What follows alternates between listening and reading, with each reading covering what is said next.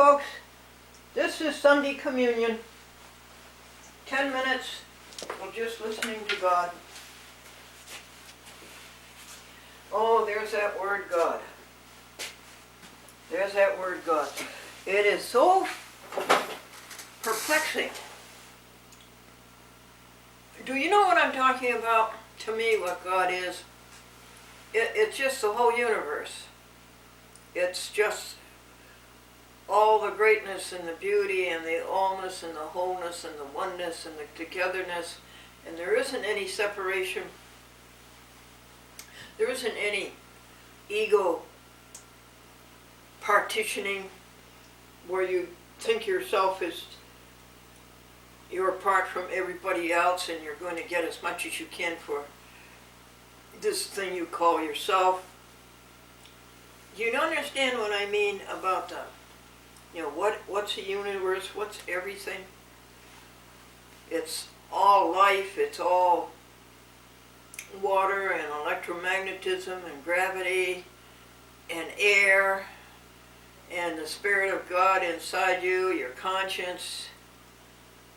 Do you get the feeling, and I don't know what to call it. I call it God, but there's so many connotations for that word. It's like in the Old Testament. What do I call you? I am. Do you know what I mean? Anyway, I'm full of it this morning. And I'm very, very happy.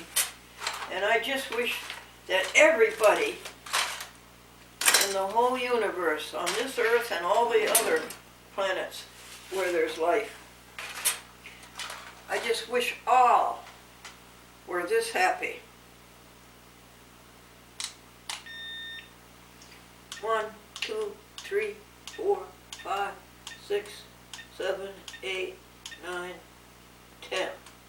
What do you mean, other planets? Well, I mean that the probability of life on other planets is too great to ignore. I just think it has to be. Are you drinking 8 glasses of water a day? And what's cooking? Look at this. It's tender bits. Tender bits is a pork substitute and it's made of grain. And it's delicious. I chose to refresh these for .com and now I'm eating them. I cut them all up and sauteed them with just salt and pepper. Delectable. Made of grain. High protein. I thought these were really interesting. They're socks with the toes. I don't think I'll ever wear them. But I thought they were a novelty and they would be good in the museum because 200 years from now they'll say, people actually wore socks with toes, separate. Let us break bread together on our knees. Let us break bread together on our knees. Uh-oh, somebody's at the door. When I fall on my knees with my face to the rising sun, oh Lord, have mercy on me. Hello, who is it?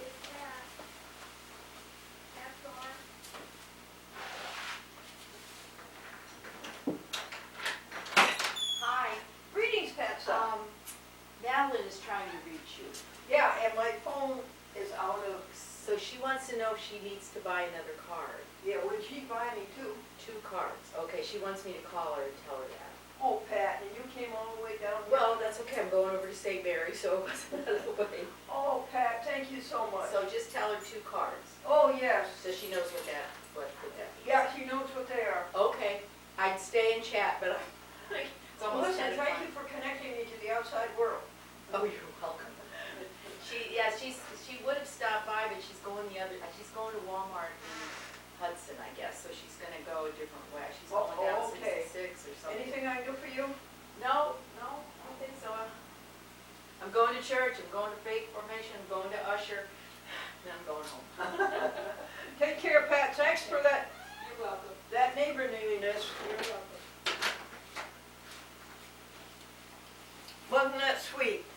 Isn't it wonderful, folks, when all your friends look out for you? No wonder I'm happy, right? No wonder, and that's what makes all of us happy, to be friends.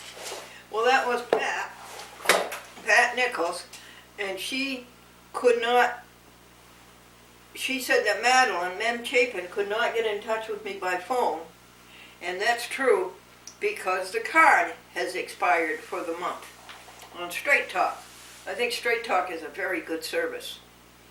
And so Pat went she's on her way to St. Mary's Church, and she went all out of her way to come here, drive down here, and tell me that Madeline cannot get in touch with me because I don't have any time with Straight Talk.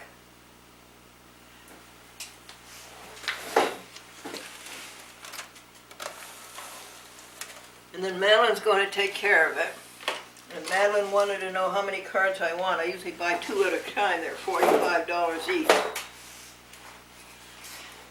And I'm very impressed with Straight Talk. Well, thank you, neighbors. What were we doing? We were trying to find the words to let us break bread together on our knees. Let us break bread together on our knees. When I fall on my knees with my face to the rising sun, oh Lord, have mercy on me. What do those words really mean? They don't mean much to me.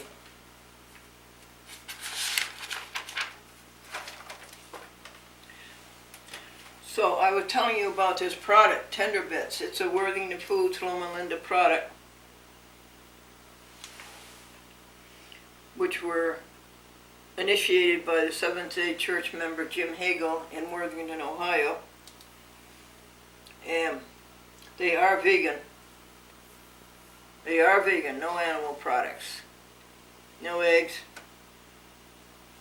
no animal fat. And so I cut them up like that, small. I showed them to you, didn't I? Alrighty. This is a list of the vegan products, vegetarian substitutes that you can get at the Trolley Line Diner. This is a great accomplishment to get our local little diner to have vegan and vegetarian options. We've got vegetable scallops, tender bits. That's what I just showed you. This is a pork substitute. Fried chick, which is like a chicken breast. We had that Friday with gravy, mashed potatoes, mixed vegetables, and rye bread for bread and gravy. Vegetable steaks. I'm not too clear. I know they're vegetable steaks. They taste like steaks. They're in a can. I don't know. I think you bread them. Anyway, they're an entree. And just build your potato and vegetables around it and gravy. And Big Franks. Big Franks are vegan. They're a great big hot dog. They're delicious. They're one of .com's favorite. Who is .com? .com is the cat who's 84 years old and a vegan cat with no veterinarians and no medicine and no insurance bills. She's a happy, happy cat. I wish everybody was as happy as we are here in the Happy House. This is a Happy House 3. Happy House 2 was in Ghent. Happy House 1 was in Sivas and Kinderhook.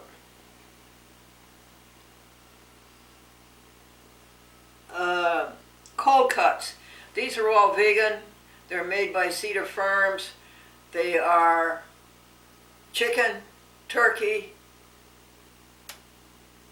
salami and bologna.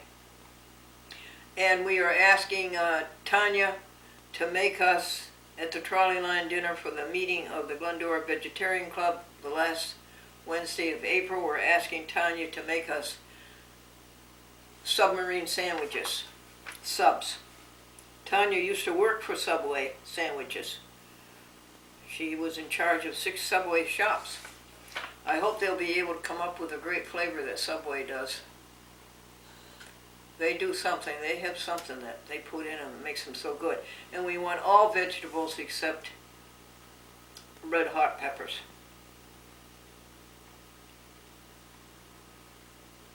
We have Fry Pat burgers. I told you what those were. No, Fry Pat burgers. Victoria and I had those yesterday. They are succulent. They're the best burger there is. Fry Pat is the best burger there is. Its commercial copy is Morningstar Farms Original Griller. And we had them on buns with mustard and relish. Austin puts hot sauce on it. I don't see how you can stand that. And steaklets. Oh, steaklets is very good. That's a frozen steaklet, and it tastes like steak, and you just brown it, or you can put it in the oven, or you can put it in the toaster oven, and serve that with mashed potato, green beans, and gravy, and rye bread for bread and gravy. And the last one we have here is the dinner roast. That's a roast that's this big. It's $12. It's made of vegetables. You have to cook it, bake it for an hour and a half, and you would love it. Oh, you would love it. And you would find it so filling. And your body would say, thank you. That's nutrition. Thank you, timer.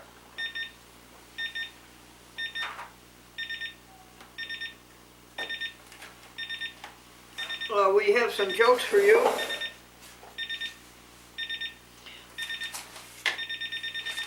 I have to do them from memory. One of them was, you're lucky if you go to work without getting hit by a machine, and when you get to work, you find out that you haven't been replaced by a machine. You're fortunate.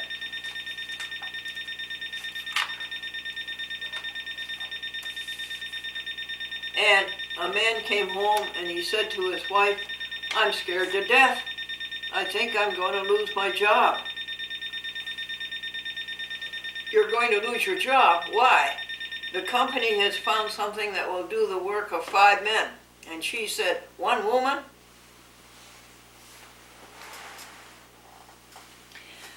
The office manager says everything in this office is insured except the clock, and the employees keep a watch on that.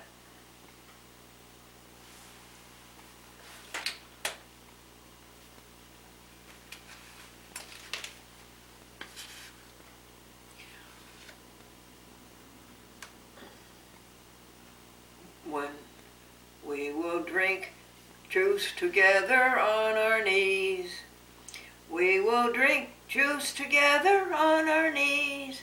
When I fall on my knees with my face to the rising sun, oh Lord, have mercy on me. I think I know where that is. It's in the think folder. What's the think folder? Well, things come up that you have to think about, and the answer doesn't come the day they come up, so you put them in the think folder to look at tomorrow and think about them.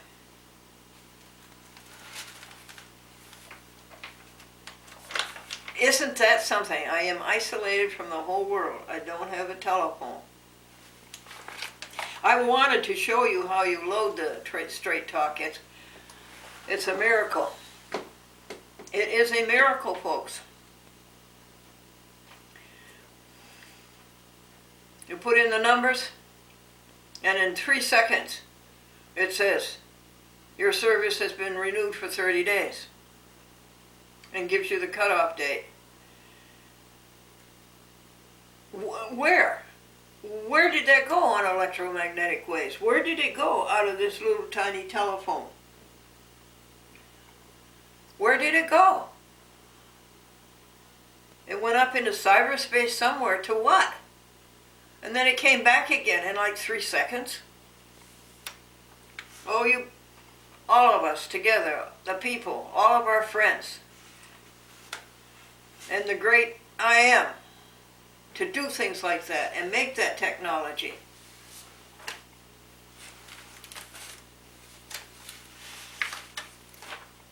And more coming, folks.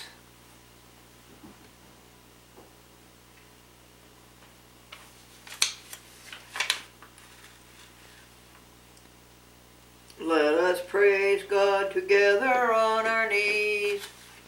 Let us praise God together on our knees. When I fall on my knees with my face to the rising sun, oh Lord, have mercy on me. Do you need the mercy of God for anything? What does that mean when you ask God for mercy? The Beatitudes is, blessed are the merciful, for they shall receive mercy. I know what it means from our end, that we be merciful toward all others. But do you feel the need for mercy? Do you need mercy when you've done something wrong? Suppose you haven't done anything wrong. Well, we'll say in the present. We've done, or I feel I've done thousands of things wrong in the past. Yeah, maybe I do need mercy for those. No. What I need to do about those is to go out and do good deeds and erase those bad things from the past.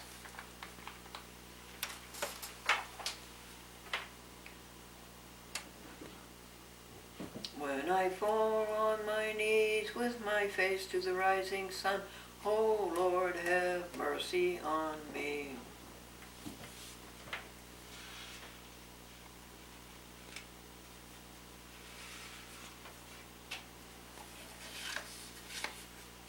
Did you see these little kittens? I want to give you the name of the person. Keith. I can't read your signature, Keith. Kenladin.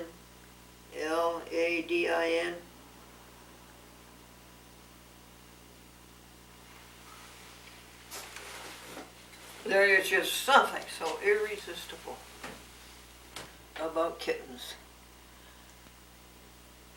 They melt you into a pool.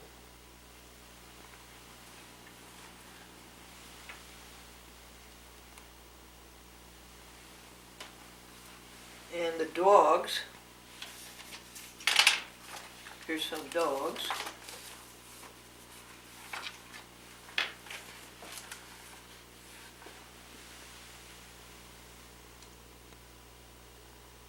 And the same with puppies.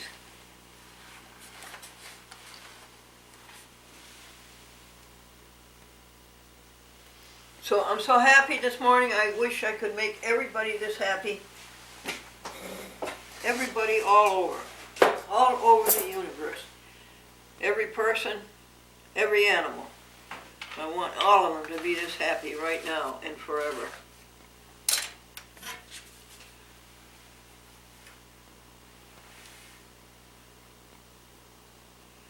I think I will read the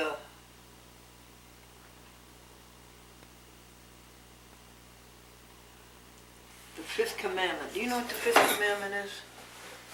That Moses brought down?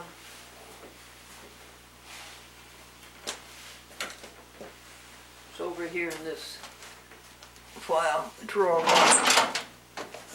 Here they are.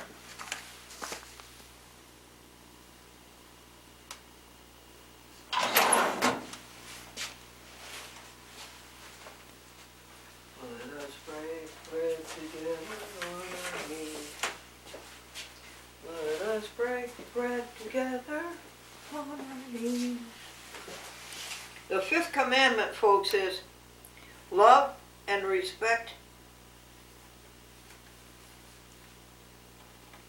your mom and dad. Honor thy parents. Love and respect your mom and dad. Do you have to hear that today? The sixth commandment is never hurt anyone. Thou shalt not kill. Never hurt anyone. Do you hear that? You intellects, so-called, you scientists in these laboratories, the colleges, the pharmaceutical companies, you hear that? Never hurt anyone. You have done a pile of hurting. And the means or the end does not justify the means. Never hurt anyone. That's the sixth commandment. Thou shalt not kill. 7. Always be faithful to your husband or wife. Always be faithful to your husband or wife. If geese can do it, what? If geese can do it, people can do it. And be very careful whom you take for a husband or wife.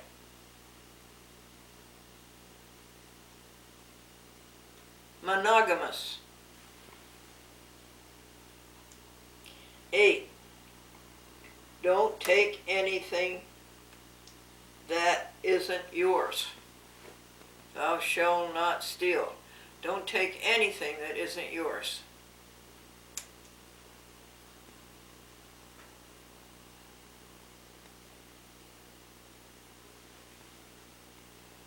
If you do, you take away a part of your soul, your conscience, your God. Oh, we never did find a word for what we're talking about. What is the word? I am, God, universe, oneness, wholeness, Spirit, Holy Spirit, Spirit of God.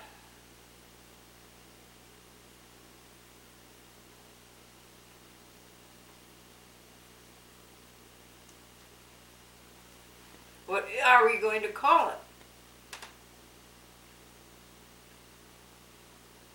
Everything. Goodness, kindness, greatness, creativity, operation, sunset, sunrise, spring, summer, winter, fall. What are we going to call it? Fall, winter. What are we going to call it? So 8, don't take anything that isn't yours. And 9, always tell the truth.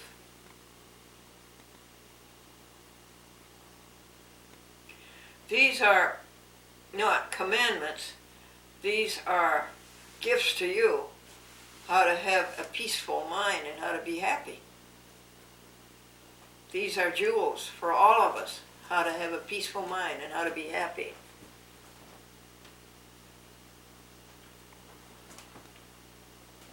Be happy with what you have. Don't wish for other people's things. Thou shalt not covet. Be happy with what you have. Don't wish for other people's things. That's right. You take what God gives us, right? We take what God gives us and we just say thank you. The first commandment, of course, is love God more than you love anything else. Love this thing that we're trying to give a name to more than you love anything else. I simplify it. It's so hard to intercept the whole concept of what this great universe God and all that it is. But it helps when I say, I see God as helping others. That's something tangible that I can see, taste, feel, hear, and breathe. I can do that. I can see God that way. I can see God as helping others, and I helped others all day yesterday. And I plan to help others all day today. And look at Pat and Madeline, how they're helping others. Second commandment, don't make anything in your life more important than God. Boy, that's a good one. Don't make anything in your life more important than helping others. For me, what is it for you? Always say God's name with love and respect. And I can't think of a name. God means so many different things to so many different people. But I think we all know the one thing it really does mean.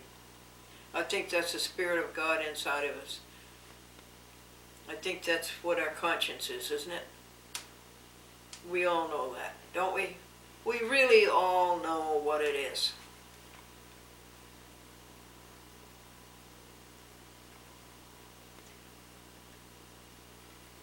Honor the Lord by resting on the seventh day of the week. The Seventh-day Adventists are very good at that. They go to church for 5 or 6 hours and they come home and listen to sermons coming in from Loma Linda out in California, where the Loma Linda Seventh-day University is. They're very good at that.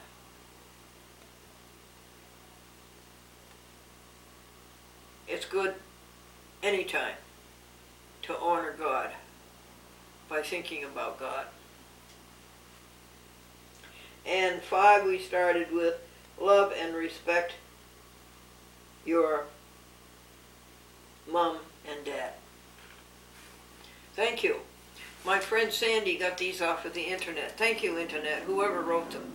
Thank you very, very much. You really have it, whoever wrote those. Well, I think that's it. Sunday morning communion, 10 minutes, and God time every day, 5 minutes.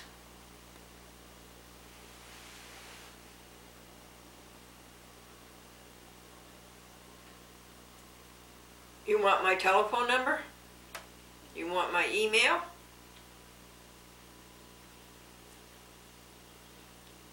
The telephone number is 518-610-5810.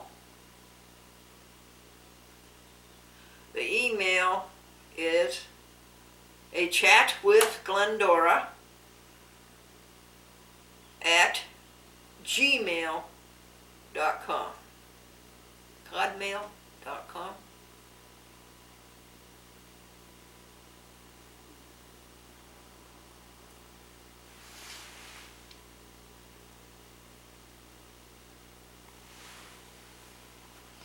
Spirit of God, descend upon our hearts.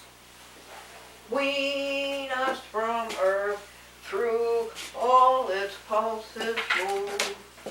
Stoop not to weakness, be mighty as thou art, and make us love God as we ought to love.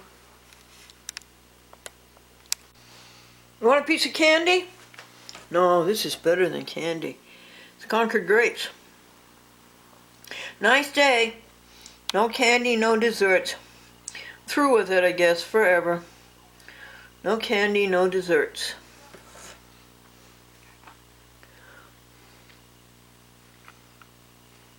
Sunday, April 10th.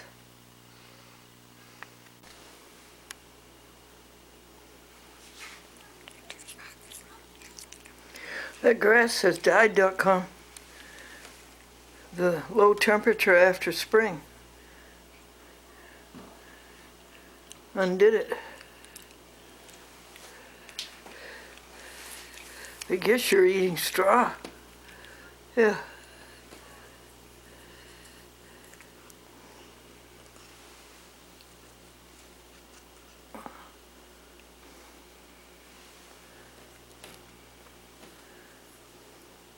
Right here, honey. Try this. Oh yeah, it tastes good, doesn't it?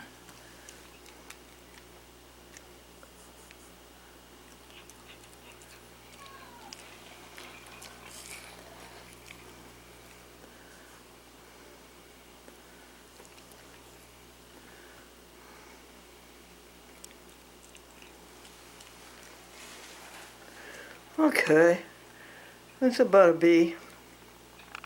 That's the Valatia Kill, folks, right over there. This spur comes underneath the road, Route 7, and then comes into our property, and then joins the Valatia Kill down there. Now look at this, folks. Every bit of food, all that food we left them yesterday, every bit is gone. What's the best thing you do all day, Glendora? Feed the birds. 1 box of crackers and 4 cups of birdseed. Black oil is some of it. And this is .com's fertilizer that sends nutrients and minerals into the soil.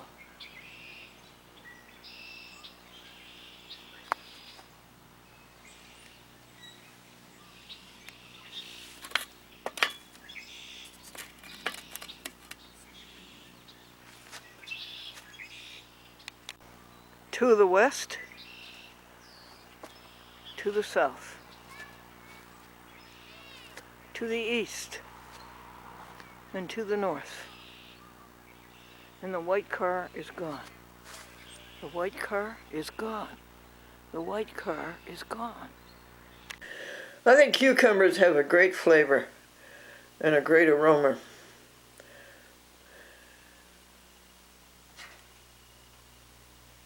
Oh, this is a pretty long cucumber.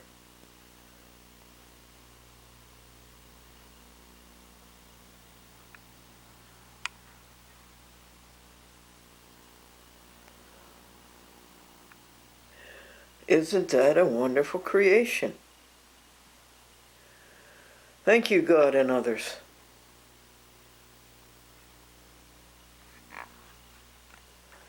Let's make cucumber sandwiches. And here it is, cucumber sandwich.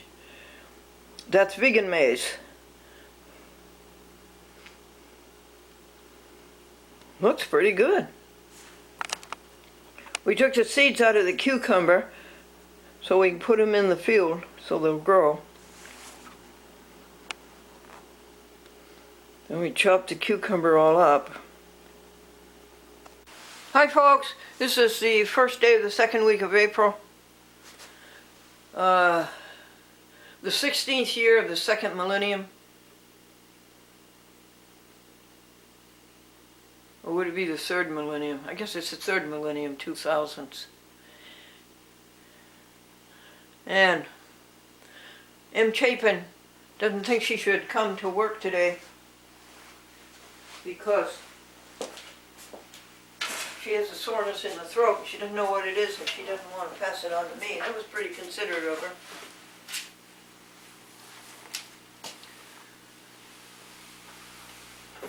This is the day that the Lord has made. Let us rejoice and be glad in it. This is the day that the Lord has made. Let us rejoice and be glad in it. This is the day that the Lord has made. Psalms 18.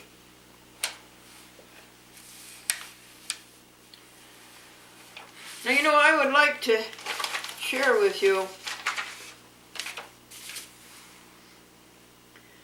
the morning meditation with Ginny Palmer because it's always so good in every way. it's an interesting, an account, epitome of life for an 82-year-old woman in northeast United States who comes from the southeast of Virginia, Kent. But I guess it isn't fair to read on TV Sarah Young's meditations published under the name Jesus is Calling You. See, my books, I want all my books. I don't want them to be copyrighted. I want as many people as possible to have them and enjoy them. But then I guess there's people making a living off of her books. So, what I can do is I can hear them in my ear and make notes and share them with you. Can I do that? Anyway, that's a great book, and I do commend it to you.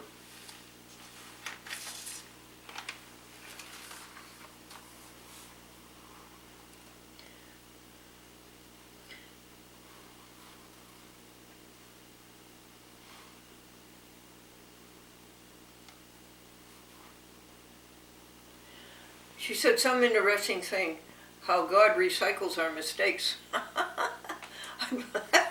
It's really good. It's true. It's true. When a disaster happens, excuse me.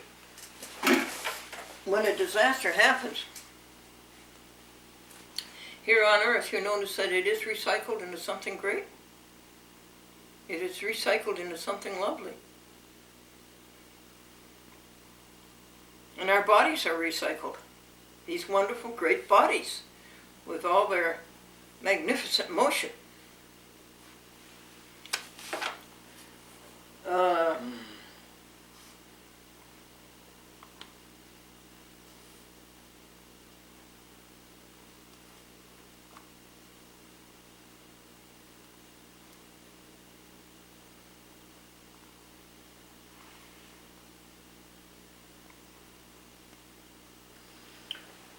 Sarah Young mentioned an abundant life, overflowing sufficiency,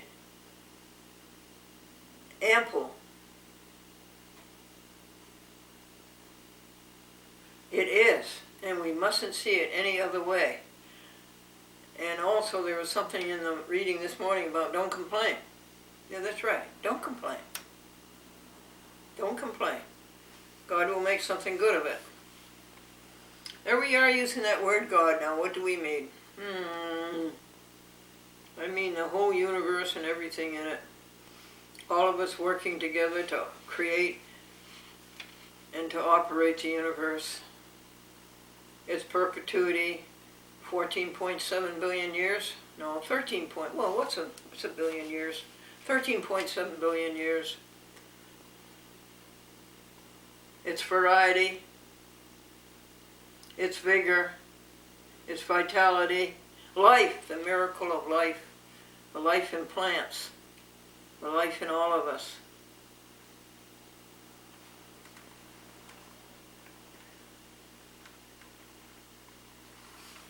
Okay, we've got some Bible quotes that are good. Philippians 3:13, 14.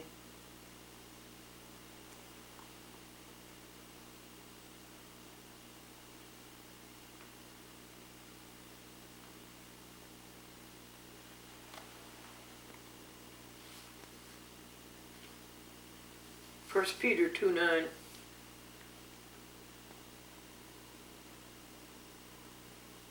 Genesis 28:15.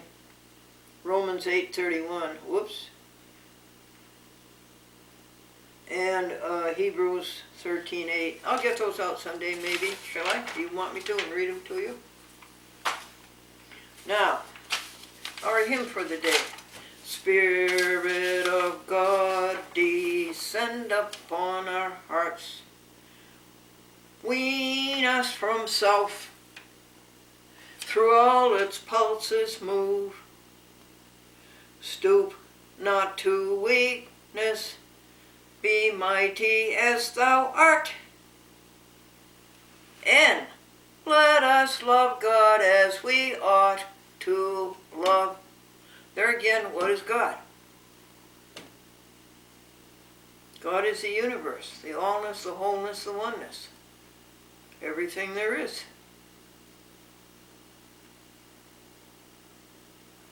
And we want to love it. It's not a duty, it's a joy.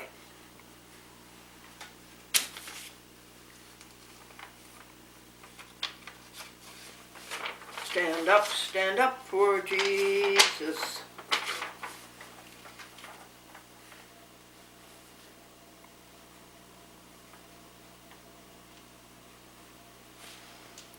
I have some wonderful phrases to read to you from Buddha.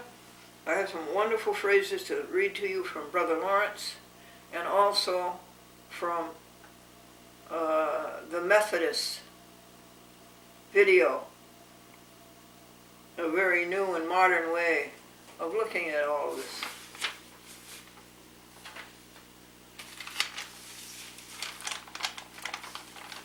Here's a good word, absurd. The meanings, the definitions are so good. Contrary to reason. Ridiculously incongruous. Ridiculously incongruous. Inconsistent with truth or common sense. And this common sense that we have and this truth that we have, it's in here, isn't it? Or it's in here, it's in our conscience, isn't it?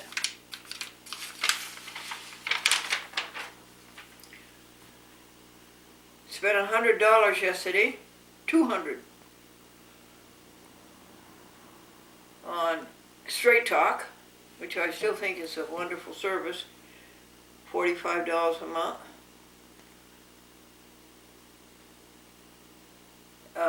That includes the internet, and it includes unlimited calling all over the USA. That's really all I need. Texting. I don't do. Do you do texting? Austin is so good with his thumbs. I've never seen any thumbs move so fast as Austin's thumbs. But he can't answer the phone. He doesn't know how to answer the phone. Here's this month's calendar. Robert Snyder and his brother Robert are going to take Glendora to the North Chatham Methodist Church on April the 16th, this coming Saturday at 6 o'clock. And we're going to have everybody brings in his favorite pasta dish. And then they divvy them out in little, small, tiny dishes.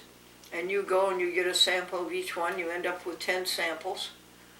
And you eat them, and you rate them, and you put your rating on each dish, and then the one who gets the best marks gets the prize. I can no longer read Walmart receipts, even with a camcorder. Zoom, I can't read them. So I have to call up somebody today, some friend, and ask that friend to come and read to me. Because the library is taking I still do not have the video magnifying reader from the library that nobody uses but me, and which is taking up valuable space.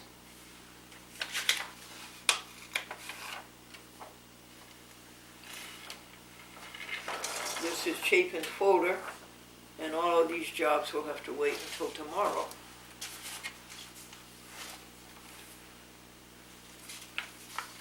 Or maybe somebody else can come in and do them. Friends are so good. They're so nice.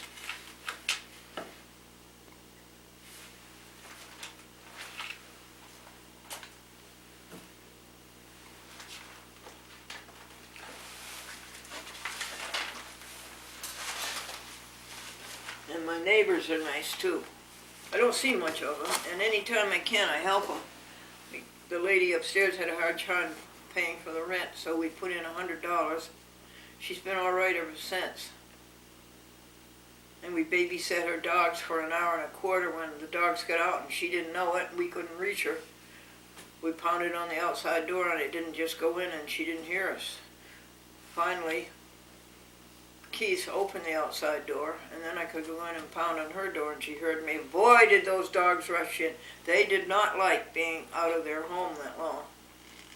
They're cute little things. Zanetta and Bailey dog. You have anything to say? Little Noah next door, he's 3 years old. He's about this, his whole length is about this much. And no matter what he's doing, out in the yard, or in the house, no matter what he's doing, he'll put it down, stop it, and come over and give me a hug. And then he'll go back to his work. Isn't that the most endearing thing? What is a prayer today? My prayer is to all you people who are sick. Learn about nutrition. Find out what Dr. Campbell has found out.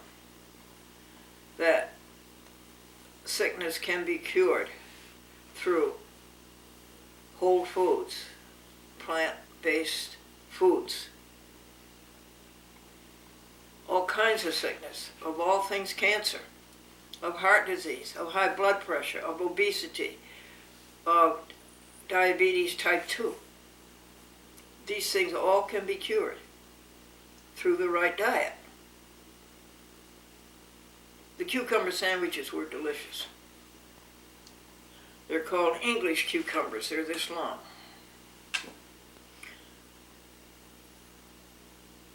And there's a man who goes by Route 20. You know, we're right on Route 20, the big federal route that goes all the way from Boston, Massachusetts to Oregon to the Pacific Ocean, from the Atlantic Ocean to the Pacific Ocean. And there's a truck goes down there. And when he goes to the store, and the store says, no, we don't want that, then rather than taking it back, they drop off at the gathering place run by the New Hope for Life Church, and they give them the produce. And these cucumbers are really, really interesting. I took all the seeds out and I will disperse them. And then I chopped up the fruit, the cucumber. Great creation. And in that cucumber there must have been 400 seeds.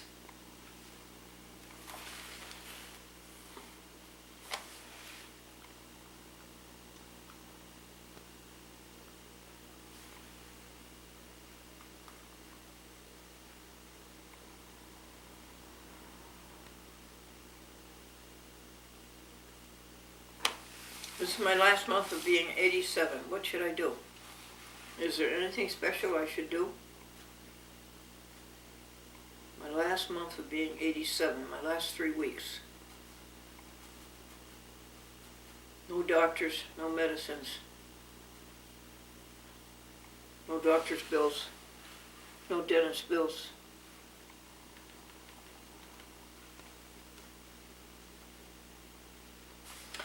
What is happiness? I wonder if we should look that up in the dictionary. Happiness, the feeling of being good, a good feeling, a joyful feeling. Well, pleased, you're pleased. As to what time are you talking, what time frame are you talking happiness? Being happy for a moment, being happy for a day, being happy all your life?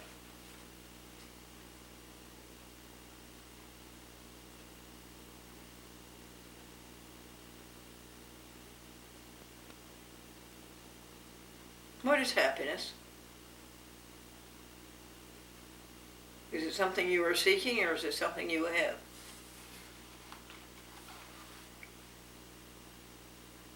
What makes you happy? Doing good things for the world. doing good things for the universe. That makes you happy. When somebody does something good for you, that makes you happy. All of the blessings that come from being in this great universe, that makes you happy. Your achievement, and your achievement, of course, is doing things for others. That makes you happy.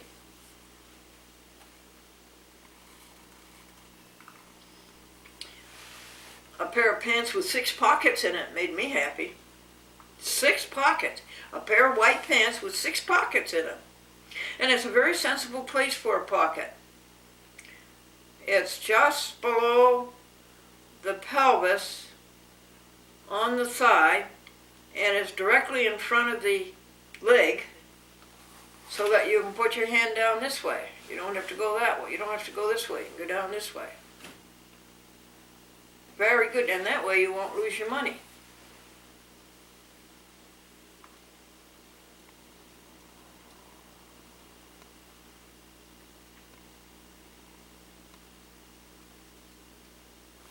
Whenever you hear anybody say, they turn on the computer and then they say, this thing is so slow today.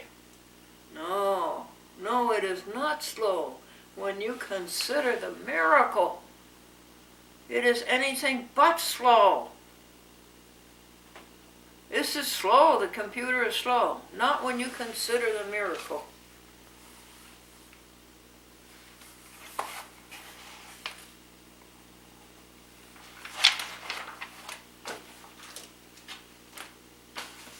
Well, oh yeah, I haven't told you any jokes.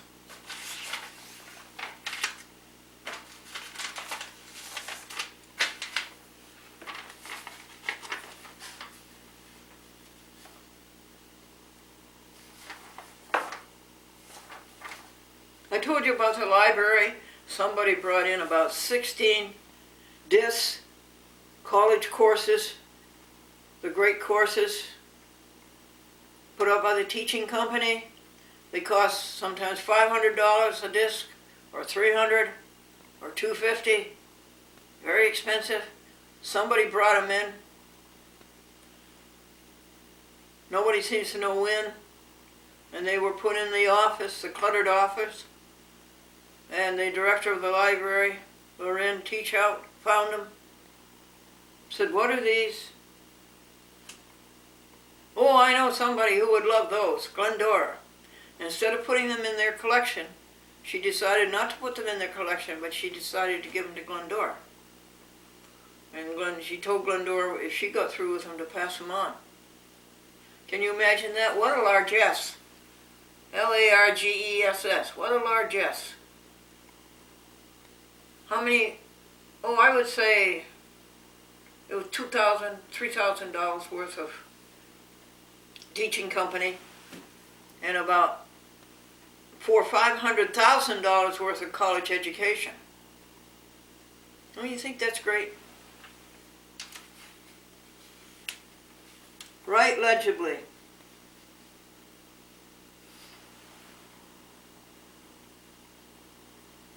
Don't swear. Don't swear.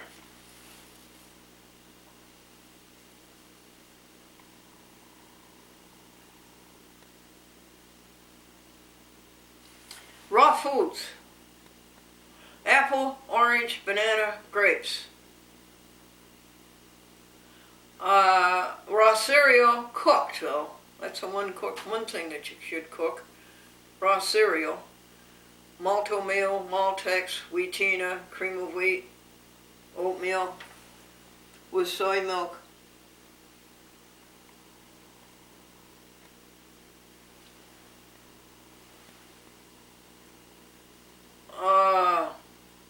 Nut fruit shake in a blender, cashews, banana, oats, and pineapple juice. And granola. Raw foods. Now that's nutrition.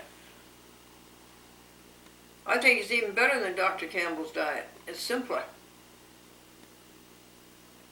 But remember how many people Dr. Campbell healed through whole foods, plant-based diet. Folks, you can go onto the computer and go to the Vegetarian Society of Hawaii. Vegetarian Society of Hawaii. Find it on the computer and you'll find the most interesting lectures and the most stimulating lectures. I want to see you 100% healthy.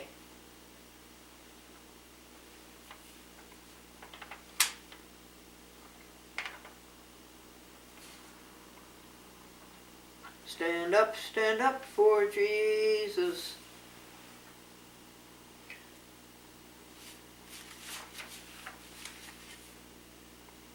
Stand on Him alone.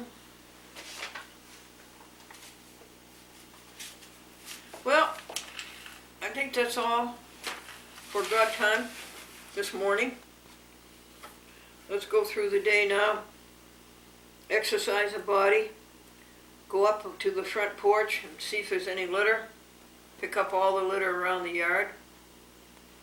Check the recycle bin that it's only recycle. Check the dumpster bin that its things are there that should be there. And the in-mail, and try to find .com some grass that hasn't been frozen. And then go feed the birds. You go out there every morning and that glass top table, which is this big, is licked clean every morning. So you load it up with 4 cups of bird seed. Right now they're getting a mixture with black oil seed, which they love, and a whole package of crackers. And you take all of the compost and you put it into the field, into the woods, so it will recycle. And then you take .com's fertilizer and you put that into the woods. And the kitty litter turns into mud and turns into soil. And then I'm about 60 telephone calls behind and about 15 details to do.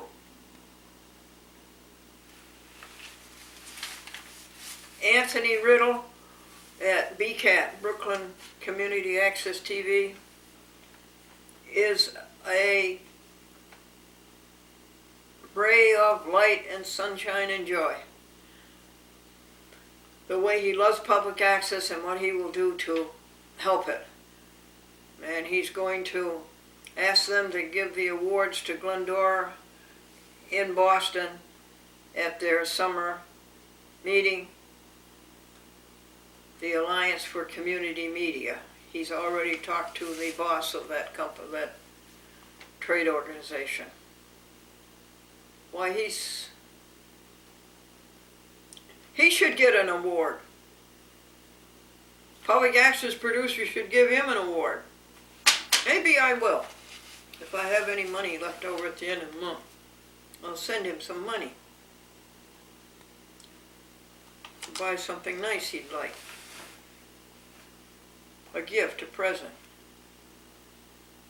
Okie doke. Oh, the jokes. I don't know if I can read them.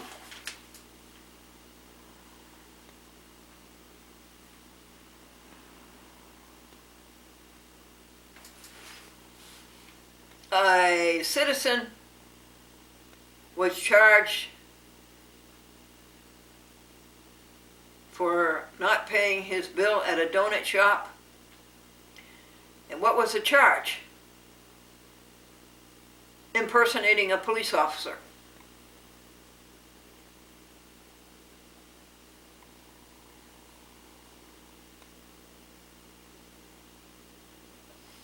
A freighter carrying a load of purple paint collided with a freighter carrying a load of red paint, and at last report, the crews of both ships were marooned.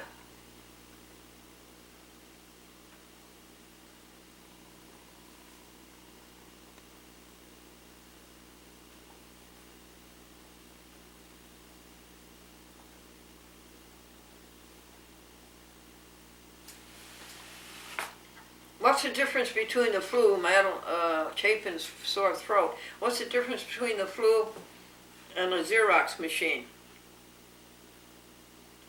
A Xerox machine makes facsimiles, but the flu makes sick families.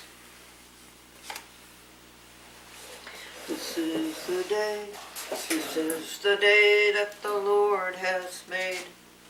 Let us rejoice and be glad in it.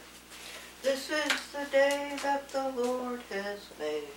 Let us rejoice and be glad in it. This is the day that the Lord has made.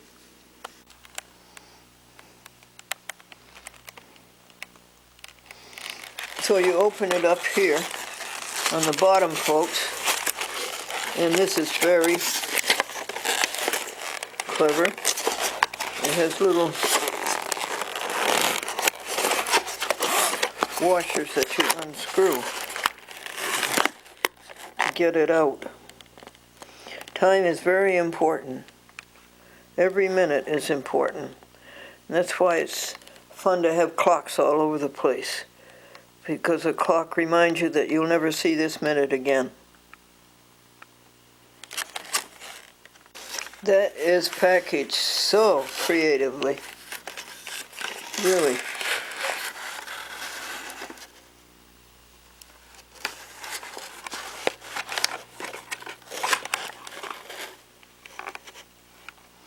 I think it's battery operated also.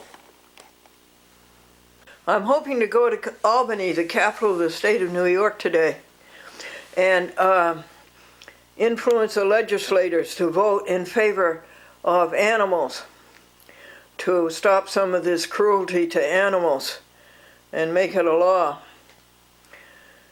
and to make sure that the eating was correct. This is an agape all-day eating course. Well, what is it? Well, the first thing it is an apple blended with orange juice, a nice frothy, tasty, and substantial drink. The second thing is a banana, the third is 2 clementines, and the fourth is 10 grapes. And the next one is cream of wheat with brown sugar and soy milk. And the next one is nut fruit shake, which is bananas, cashews, pineapple juice, and oats. And the last one is granola. Is that all? Yes, that's all. That's an agape daily meal, or a meal for all day. This is Tuesday, April the 12th, 2016, anno domin. We've also learned a lot of important lessons, especially in the past 2 years. The mayor was elected, that once these guys get to office, we have to make sure we hold them accountable to those promises. And that was a really tough lesson that we've all had to learn. But thankfully, we have 2017 elections coming right up around the corner, and I'm sure you can only imagine what's going to be happening in that year. I know Brian mentioned the carriage horses. We have not given up the fight. We did have a bit of a setback in that when we tried to get horses in Central Park. Unfortunately, it fell apart at the last minute, but we're incredibly resilient as a community. I know you all know this. We're still going to keep up the fight. And the prime sponsor and author of Buster's Law, which, as you know, boosted felony crimes here in New York for the most heinous People are here because they love the animals. animal abuse. And we're here to help our legislators make the right decisions for the animals. The assembly member is also And this is Rockefeller Marble. I would say the champion and the one who spearheads Animal Advocacy Day, which I think we'll hear a little bit more about. And we are truly blessed to have him here today. This is the first time that he's speaking before us here at the Gay Lobby Day, and I hope you all come also to Animal Advocacy Day. Our friend, assembly member today.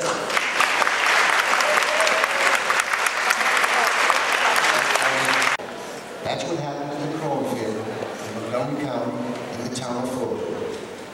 A sick individual, and this is what's important. This is a public safety issue. It's not only about the parts of our family, our companion animals, and all animals, and the importance for them in our society. It's about the well-being of human beings. Because if for the grace of God, if one of those Chrome family members were there, they might have been lying. But the important thing to know is that probably when they walked in and saw their privacy when their home was broken into, that fear, and I think it turned to anger about it. Because you can replace a TV, you can replace a computer, but you can't replace the unconditional, unbelievable love of a family member of two golden boys called Kirby and Quigley. They have to live with the memory of what they saw there. If you put yourself in that position, that memory is never going to go away. The hell with the burglary. The burglary means nothing. They can replace everything there. What they did is take the life of an animal again the rest of their lives. They've given up that privilege. There's nothing in the Constitution that says you have a right to have an animal treated that way, abuse it, and then come out and have another companion pet. We need a statewide registry of several crimes against human beings. We have to give them the message. We have to stand up. And if you make your voices heard like you are here today, you will make that difference. I hope to see you all on June 2nd. God bless you for doing God's work. And God bless you all. Thank you. Thank you.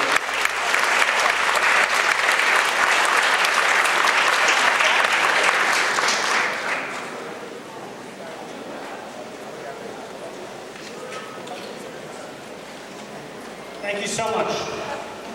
So the particular bill that the Assembly member was talking about, we will get that information in a little bit, what number. We had a number of people who are interested in supporting that bill. And that makes sense because there is no doubt there is a link between human on animal violence and human on human violence, which cannot be denied any longer. It is a fact. And that is the basis of a lot of the laws that we're going to be talking about today, especially the Consolidated Animal Crimes Bill. People who are abusive or violent towards people are abusive and violent towards animals and vice versa. So this is something we need to recognize and a message we need to bring home to our legislators. And again, applause for Assemblymember Tedesco, who's doing outstanding work with animals and his constituents.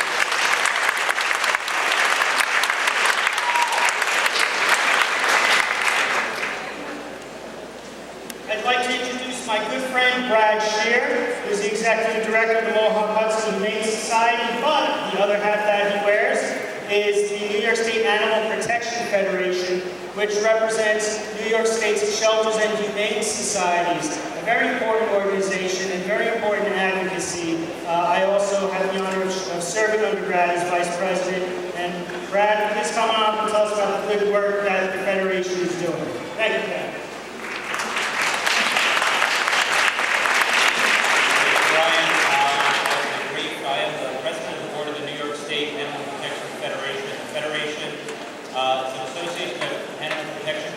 Across the state, as Ryan said, Animal Shelters Humane Society, SPCA, Municipal Animal Shelters. We share information. On Sunday, we did a professional development course all day here in Albany. Animal shelter workers, directors across the state came together to learn from each other to improve our programs and to create better services for shelters across the state. Yesterday, Coordinator. And I'm also going to give a plug for Hughes Pit Crew, which we're the co-founder of. And Hughes Pit Crew is one of the state's leading pit bull advocacy organizations. But today, I guess you're going to wear the hat as the Food Policy Coordinator for the Humane Society of the United States. Stephanie, it's all you.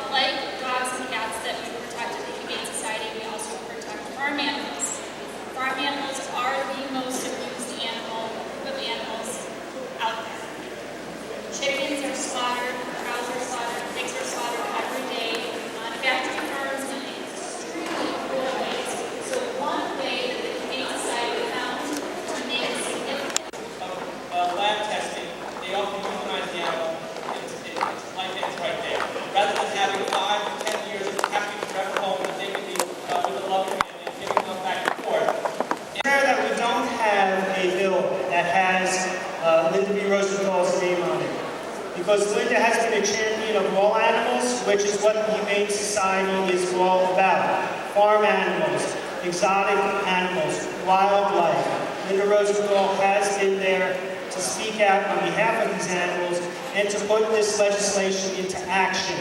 And once again, we're going to be talking about a little bit more the details of this, of what action you can take to get through these bills that Senator Boyle and Assemblymember Rosenthal are pushing forward. It is my absolute pleasure to introduce Linda B. Rosenthal, a proud Assemblymember here, a great legislator.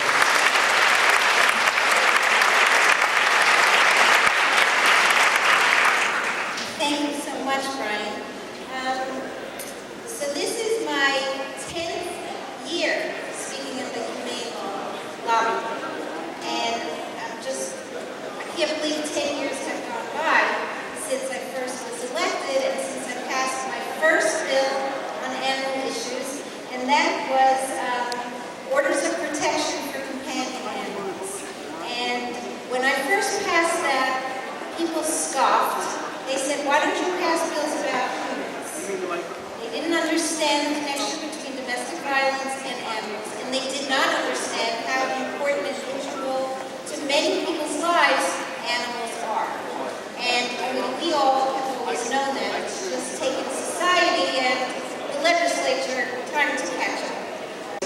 I'll go into this, but the importance of, please remember, a bill has to pass both houses. So a bill has to pass, come out of committee in an assembly committee. So let's say this would be the Agriculture Markets Committee.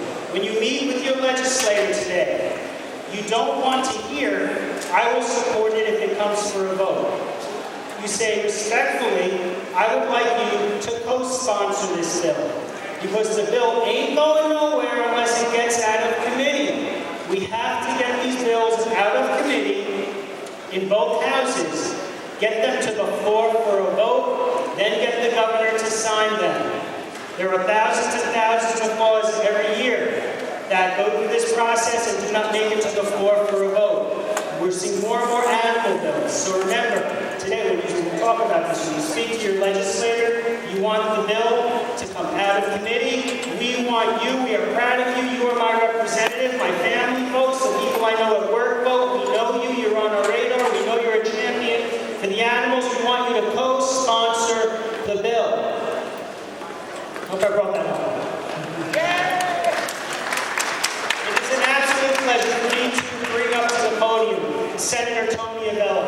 Senator Avello also has worked for many, many years. I would be here for a couple of hours to speak about over the years the bills that he has worked on and enacted into law that protect animals.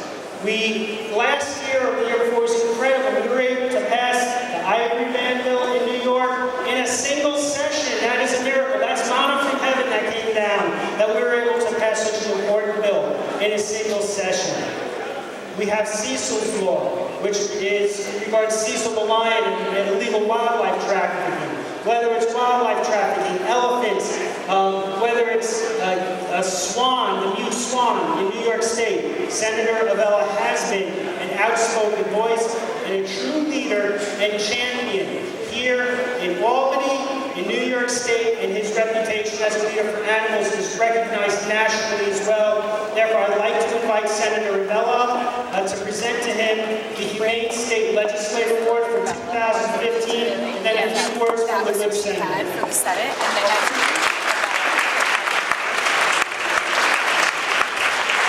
Senator, on behalf of the Humane Society of the United States, the nation's largest animal protection organization, I humbly give you this award because, once again, the work that you have done for animals, it's an understatement to say that you have been a leader. You've been a champion in more.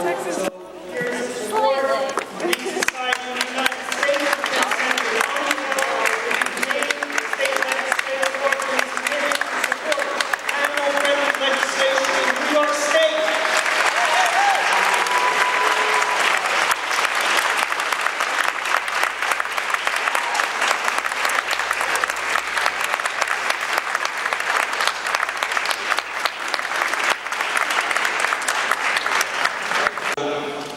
But we wouldn't be able to get those bills accomplished without the Humane Society, without all of you coming up here each and every year. and I'm going to sort of paraphrase what Brian said. When you go to your elected official, hold their feet to the fire. Are you going to sponsor this bill? Yes or no? And if they say, well, then think about it, you say, I'm going to call you in a couple of days. Never let that opportunity go by without getting a commitment from them. Because as was said, you have a lot of bills in the Senate and the Assembly. Getting them onto committee and getting them to the floor for a vote is the key. We're very fortunate to have an animal-friendly Attorney General who set up an Animal Protection Initiative Task Force, which protects animals, which shuts down puppy mills, which helps individual citizens understand the laws in New York when it comes to puppy mills and breeders, and is also looking out for the interests of consumers as well. It's my pleasure to introduce Kristen Manzur, a representative from the New York State AG's office. And again, the Humane Society of the United States is so pleased that the Attorney General's office has set up the Animal Protection Initiative. And this is important information for folks to hear. And there is available on the table information about the API, Animal Protection Initiative. I hope you will avail yourself of that. Chris, come on up. Please give us a few words from the AG's office.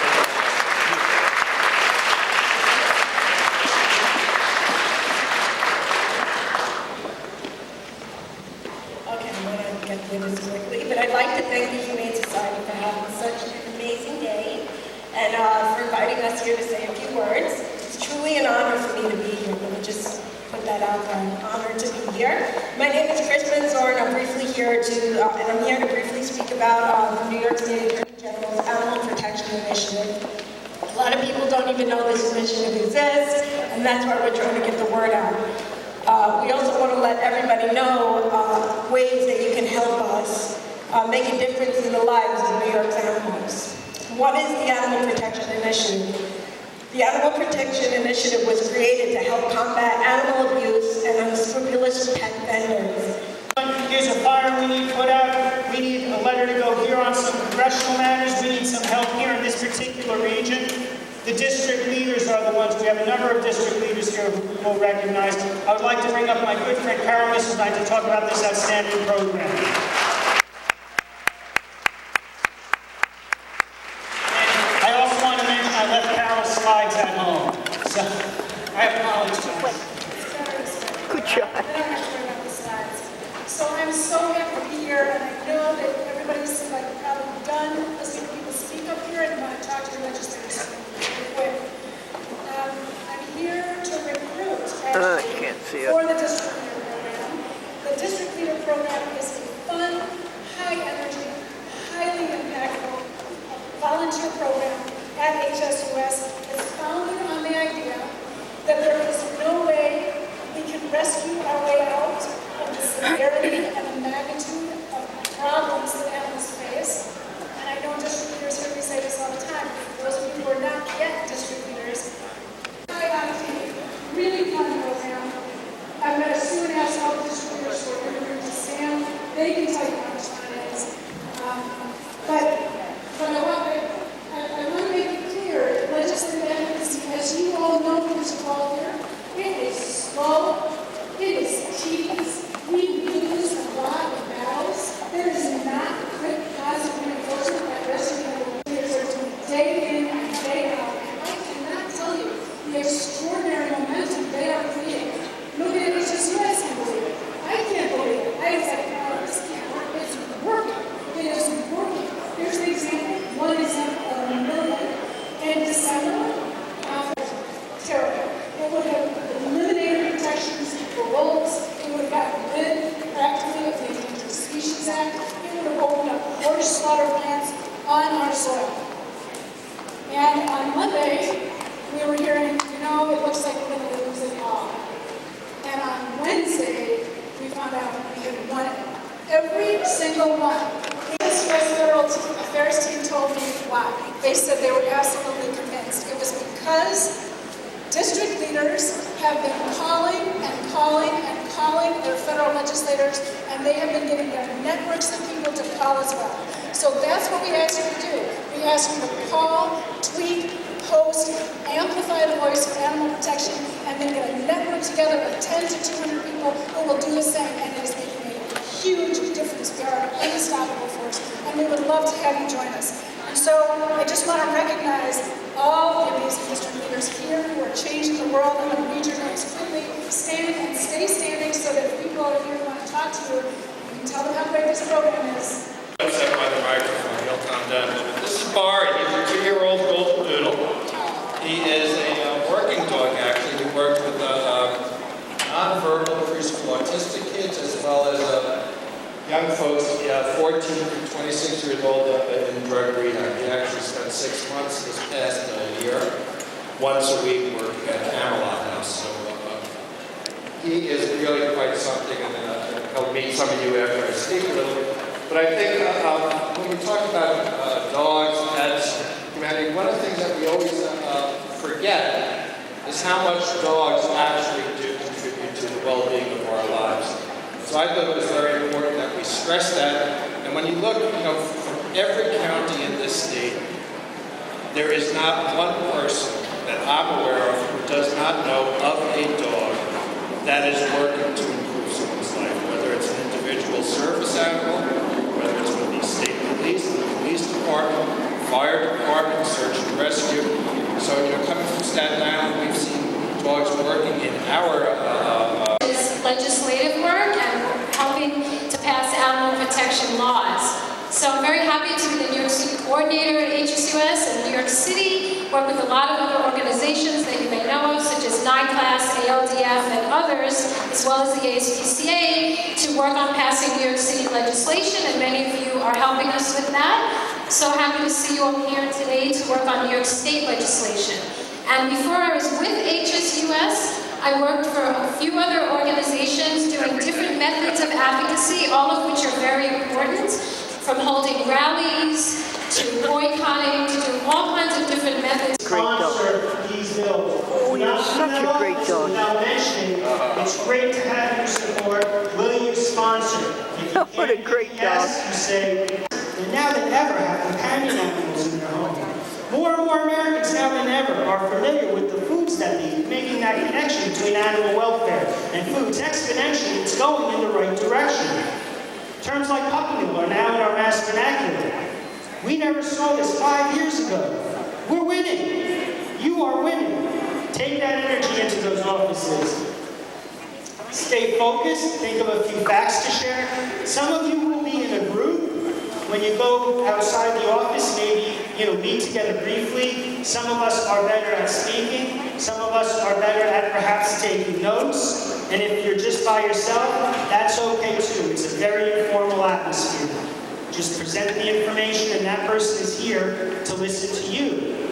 It's interesting. You're here less to lobby for that person, just thinking of this now, than they are here to listen to you because they need you as the constituent. Be clear on the ask. We want your support on this bill. What does that mean? What do we want when we ask for support on the bill? I estimate 160 people. Co-sponsorship, sponsorship. What do We you want your estimate? name on that bill, and we're going to be following up with you. We Make a distributed all of the connection, build a vegetarian relationship. starter guides. With Joe or Jane in that office, Maybe get to know 70 Joe of or them all Jane. together. Because honestly, when you know them about animal issues, what happens when you have an issue that involves, More people here than animals. your child or a family member, and it has to do with a property issue, or it has to do with a tax issue, or it has to do with an This is in education Albany, issue? New York. Make that connection. State Make that office your building, person legislative go to building a on State connection for your representative's office. This is your opportunity to do so. From thence, we go to Be all an of ambassador for our the animals. Be a legislators mentor. Many of us are and ask them to educated sponsor the bills. on animals and on animal protection and on animal welfare. Some of the legislators may not be aware of this. Don't get frustrated. Be a mentor. Represent the animals the way perhaps you would like to be spoken to or represented on an issue you were not familiar with or may be ignorant of. Have empathy. Put yourself in that reverse position. And Pharmacists in present training. that information and present it positively with a smile. Thank you goes a long way when you say thank you, because I'll tell you, these men and women get a lot of emails, they get a lot of phone calls, and not all of them are polite. I know from experience. Don't become argumentative, explain, enjoy the day, have a good time, make friends with each other, make friends in that office. Definitely, thank you. Know your skills. Again, if you're a good talker, I can't stop talking half of the time. That's just what I do.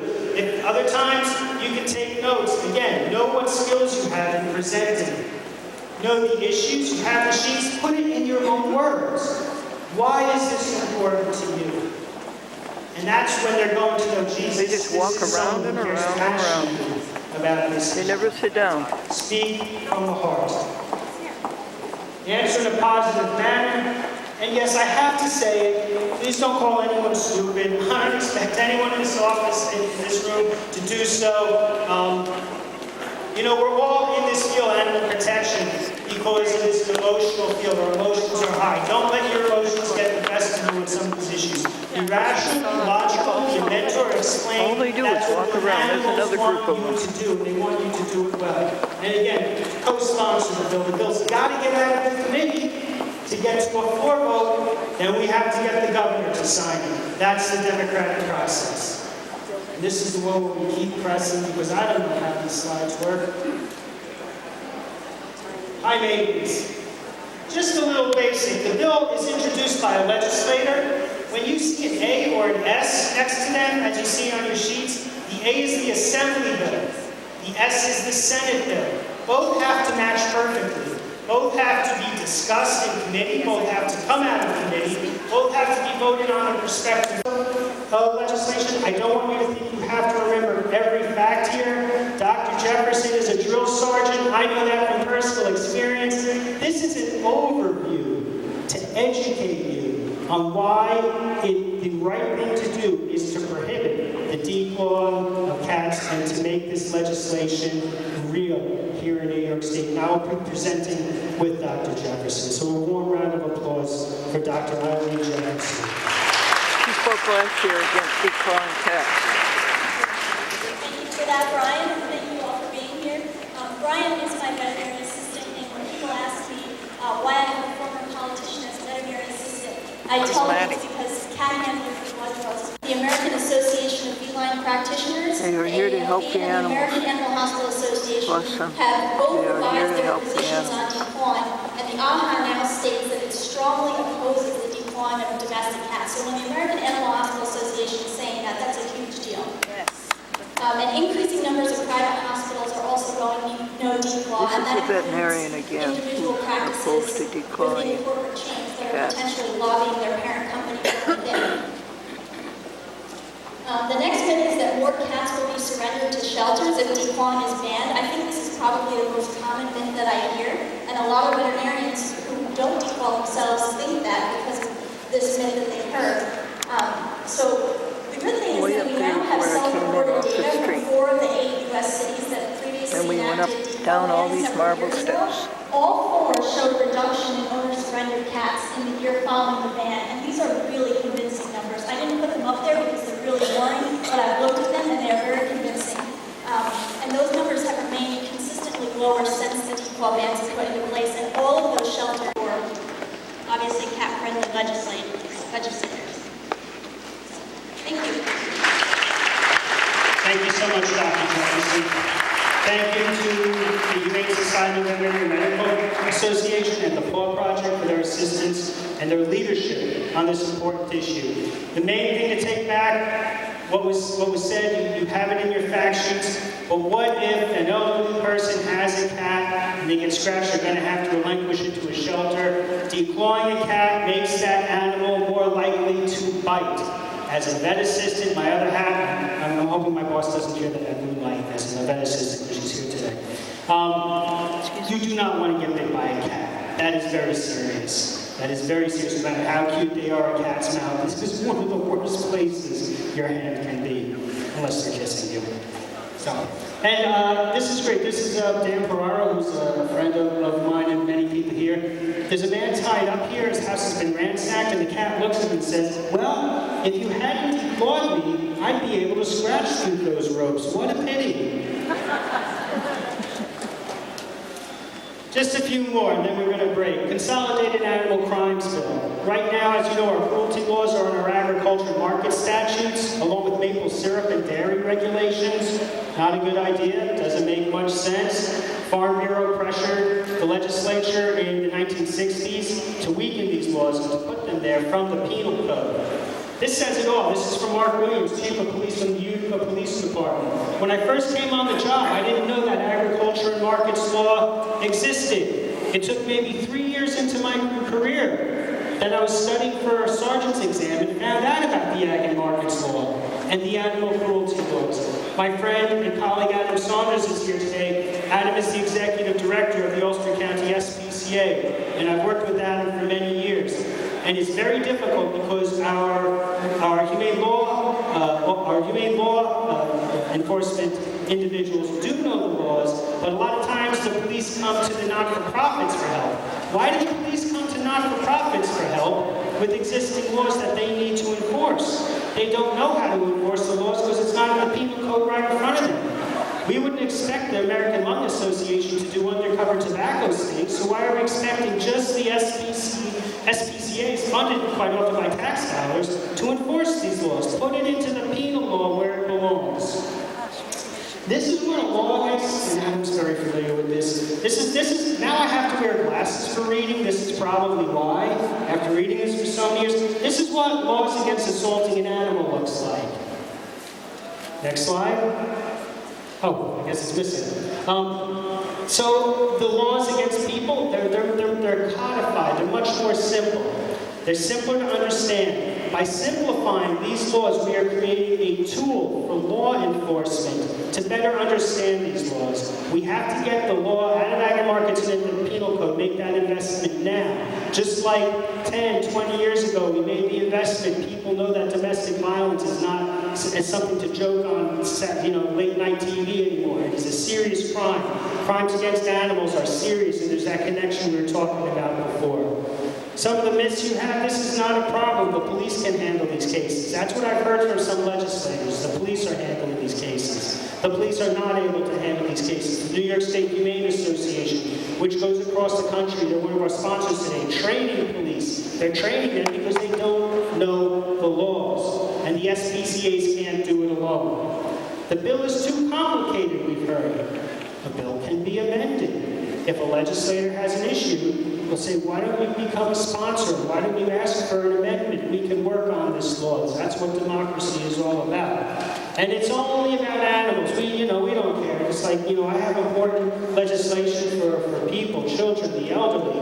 It's children and the elderly who are getting injured and hurt by ne'er-do-wells who abuse animals. And that's why we need to get this into the penal code so that connection is made, not just amongst us people here in the room, but by our law enforcement officials as well. Research Animal Retirement Bill, which Legislator Boyle and Assemblymember Rosenthal spoke about so beautifully. It will establish a mandate, higher education research facilities that test on animals. Once the testing is done, and we all have opinions on animal testing, stay away from that issue. That is something to bring up another day. I repeat, stay away from that issue. This is about adopting animals from laboratories and finding them homes instead of having them unnecessarily put to sleep. Do not get into a debate about animal testing. We shall save that for another day. The facilities would be required to contact an approved SPCA or Humane Society or Animal Rescue Group. And the law simply says, start a database, say we have an animal here that we want to find a home for. Can you accept it? There are many people who would adopt an animal that has come from a laboratory that has been experimented upon and take that responsibility to give that animal a forever home. And it is not something that is mandated. The most important part is, can you go one more, please? The research facilities, we've heard they say that if the animals are released for adoption, it would interfere with our ability to conduct research. Again, it's not about research, it's about adopting these animals out. And that this is a bill that opposes animal research. This is a bill about finding homes for animals that have been in animal research. It creates an arrangement between the higher education facility that receives taxpayer dollars, your dollars, or not-for-profit status, and allows a means for them to contact us. You have to have a list of groups like the Ulster County SPCA, the Dutchess County SPCA, all these different organizations, and say, would you like to have an animal? And that's what they have to do. Now, this one's important. This opposes the use of live restraint snares. A snare is like a steel cable that traps an animal, and I'm not going to show graphic footage. That's not what we do here. If you want to see something graphic, you go home and you look up snare trap. What they do with this new snare, it has a stop on it, so it stops at about this much. The concept being that an animal can step out of the snare. It does not work that way. What happens is the animal will struggle, lose consciousness, gain consciousness, lose consciousness. Even the hunting or the trapping organizations say a snare is a snare, and that there is no difference. So this is for a special program in the North Country. Not only would this take this out of the authority of the legislature, it would put it under the regulatory authority of the DEC. So your elected officials would no longer have a say on snares. It would be the DEC that does it. The DEC does some outstanding work. We partner with the DEC in many ways. This is one issue that we respectfully disagree with. We can go to the next slide. We can go to the next slide. Thank you. The animal's caught in the snare, frantically lunges, becomes exhausted, the snare relaxes, the animal regains consciousness around and around for 24 to 48 hours. And it creates anxiety, deep cuts, broken teeth, exposure to weather, and there are no laws that ensure the humaneness of dispatch. The trapper can dispatch the animal in any way that the trapper wishes to. Again, a snare is a snare. This bill passed in the Senate. We want to do like we did last year because of your work. We're going to stop it. We're going to stop this assembly. Next bill, please. We're going to stop this bill with your help. Snare, relaxed snare. There's a little thing here that keeps it from going all the way, but still, I wouldn't want to be caught in one of those things. I'm a human being. I can figure out, oh, I take my foot out of it. Animals don't have that cognition to understand this when they're caught in a snare or a snare is hung up on something. Relaxed snares are cruel. Now I couldn't have made this argument better myself. This is from a nationally recognized Trappers Association, Trapline Archives. They say, I have no objection to the term cable restraint, which is this linked snare that they'll say it's a more humane snare. But to make people believe that these are something other than snares is absolutely preposterous. If you hand a cable restraint to anyone knowledgeable in the field of snaring, a trapper, and ask them what it is, they will tell you it is a snare. A snare is a snare. There's a reason it is illegal in New York. We don't want this backdoor way of introducing these items into New York. With that said, on that bill, we have our last bill. I'd like to introduce Bill Ketzer, who I caught completely unaware. Come on up, Bill. Bill is, I always forget his title because I think it gets fancy and they change it like every year or two. So Bill is, I believe, the Northeast Regional Director Superstar guy for the ASPCA. Had an outstanding lobby day yesterday, and Bill's going to talk about it. Let's have a round of applause for Bill and the ASPCA, our partners at the A. The ASPCA is supporting this bill, which would prohibit breed, discrimination, and housing policies. The HSUS is here too. We're one big family. That's why we're going out and supporting this bill today. We're going to get this bill passed. Bill Ketzer. Hi, everybody. Good afternoon. How are you? Crouch. I think. Thank you, Brian. As always, for being such a great host. You guys are great hands. I think you already know that. Thank you also for all the district leaders. Without these folks here to do all the administrative groundwork to make this day happen. So, for having me. I'm going to ask to talk about this, what we call peasant housing legislation, which is sponsored in the Assembly by a gentleman named Ken Zabrowski, just walked by a couple minutes ago, and also by Senator Riddle, who we met earlier in relation to the accepting the HSUS award in Ireland.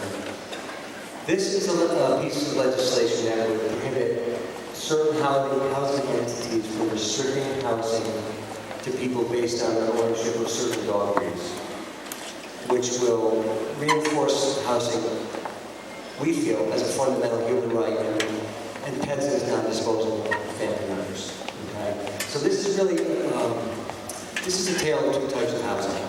Public on one hand, and private on the other. Both systems in New York have literally hundreds of thousands of pet owners who are just as passionate as we are about our four-legged family members. This is about people like Mark Hernandez, who in 2009 tearfully surrendered his dog, a sweet, docile American staff terrier, to the New York City sheltering system when the New York City Housing Authority prohibited all residents, they changed the policy, they prohibited all residents from keeping purebred or mixed breed pit bulls, Rottweilers, or Dobermans, as well as any dog. This is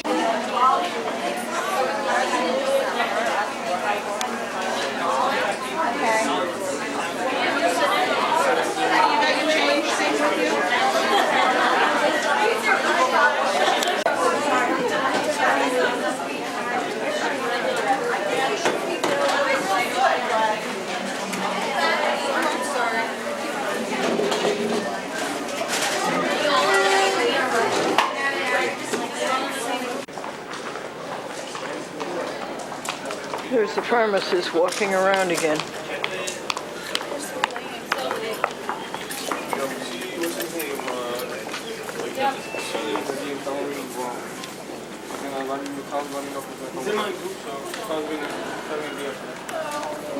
There's something.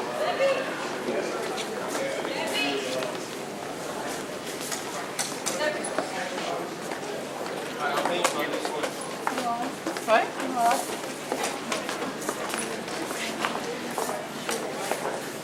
Because you're still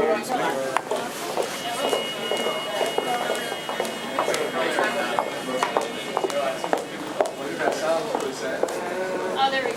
They move.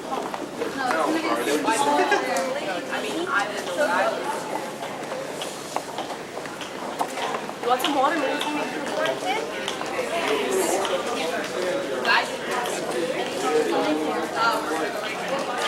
That though.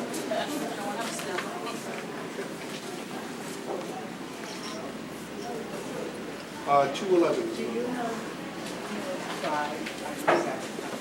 Yeah, the ladies know. Oh my goodness. Oh, really? Haven't had it? No.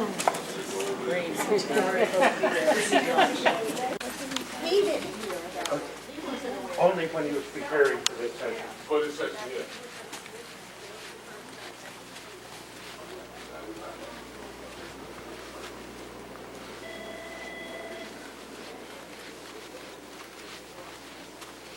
I think this is 918. I hear Tony. I hear him. New York State Legislature. I think this is where we're supposed to be. Oops. 918 at 1:30. Kathleen Marchione.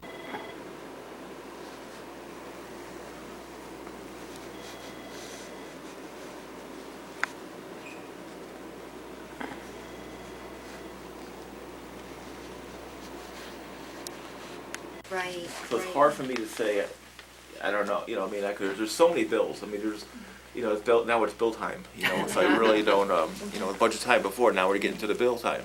I mean, people came in for bills during budget time, which was good, because you get the foot in the ground pretty early.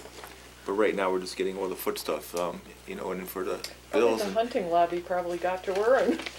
Yeah. But the point is, it's moot at this point, unless it comes back to the Senate. I mean, it's interesting for us to know why she would have supported that as her constituents. I think we're all curious. Why she supported what? Can you find that? I mean, they gave you the package here. There's so many stuff here. What was the bill number? It's right on there. Well, actually, wait, I think the I want to answer that question. I want to give you an answer. I just think, I think we're all kind of watching. Right here. But that's the assembly one. Go ahead, you can keep it. And I think one that's really critically important to understand where she stands is the Consolidated Animal Crimes Bill that really moves animal crimes under the penal law system. We've talked to her about that in the past, or come to the office in the past, and there doesn't seem to be any movement on that. And, you know, in light of the situation, you know, where animal crimes are just getting more horrific and more frequent, it's hard to understand why somebody wouldn't want to move that into the penal codes, and the law enforcement would like it in the penal codes. It's easier for them to pull out. They seem to be buried in that she's culture. an animal lover. So am I. Right. You know, and, I think most of the people in here have dogs. Daphne, our legislative director, she has a couple dogs. Everybody has dogs, I think, who works in the Well, office. we're all animal lovers. I have but a guinea think pig, too, the so- problem- The problem with that particular bill is you have a strong push from ag and markets. Farm Bureau. And they are not willing to release their control. And they're, I guess, they're mostly afraid that it's going to spill over to their farm animals. And that's really not the intent. The intent is to have the laws available so that these felons and creeps can be prosecuted. And burying them doesn't do society any good at all. Well put. So, Yeah. if she could stand up to them, I don't think she'll have anything else holding her back. And there's really nothing wrong with not being cruel to farm animals. Yes. But- Right. Absolutely. But, That's another big issue. But Tony and I attended a conference on the correlation between domestic violence and animal abuse. 98% of criminals in jail started out abusing animals. Yeah, well, that's been all over the news, like, I think Tedesco's Right, been right. Yeah. So a big if proponent we on that, stop you know. it, if We That's stop it start- there, we we can can- prevent the abuse to human beings. right, we Because work they from are the ground up. prosecuted. Yeah. It's win-win, but I think the Farm Bureau and the agriculture community has an enormous voting base, Yeah. especially in Senator In this Marchion's area. district. Yeah, because farming And is so- the biggest, and is so the they're the biggest ones that she's gonna industry in listen our to. district. I mean, if this bill came up last year, and why, let's just talk here. I mean, But when it came up, did anybody ever? Farm Bureau opposed it, so it didn't go anywhere. So until the Farm Bureau buys into any of these bills, frankly, they're not going anywhere unless the research one. I don't see how the Farm Bureau would have any impact on that. It's not about farm animals, it's not, or the breed-specific legislation one. That's my opinion. But it seems to me unless the Farm Bureau buys into it, it's not gonna pass. I think the research one is in the education committee. Education committee. So But, that's you know, I beyond. also think though, and I'm sure the senator and you appreciate this, you know, we're constituents too. We're not wood, we're not particle board. We vote, and we do have, there are many, many people in New York State and in the senator's district that would probably like to see this bill passed. In fact, the majority of her constituents are not farmers. Correct.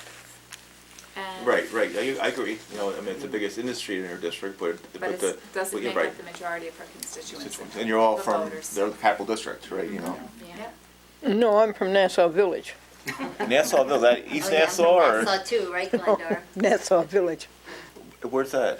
It's in Warrentown. All right. Well, I heard of It's East Nassau where, and Nassau, but I never heard Nassau Village. It's where Cumberland's is.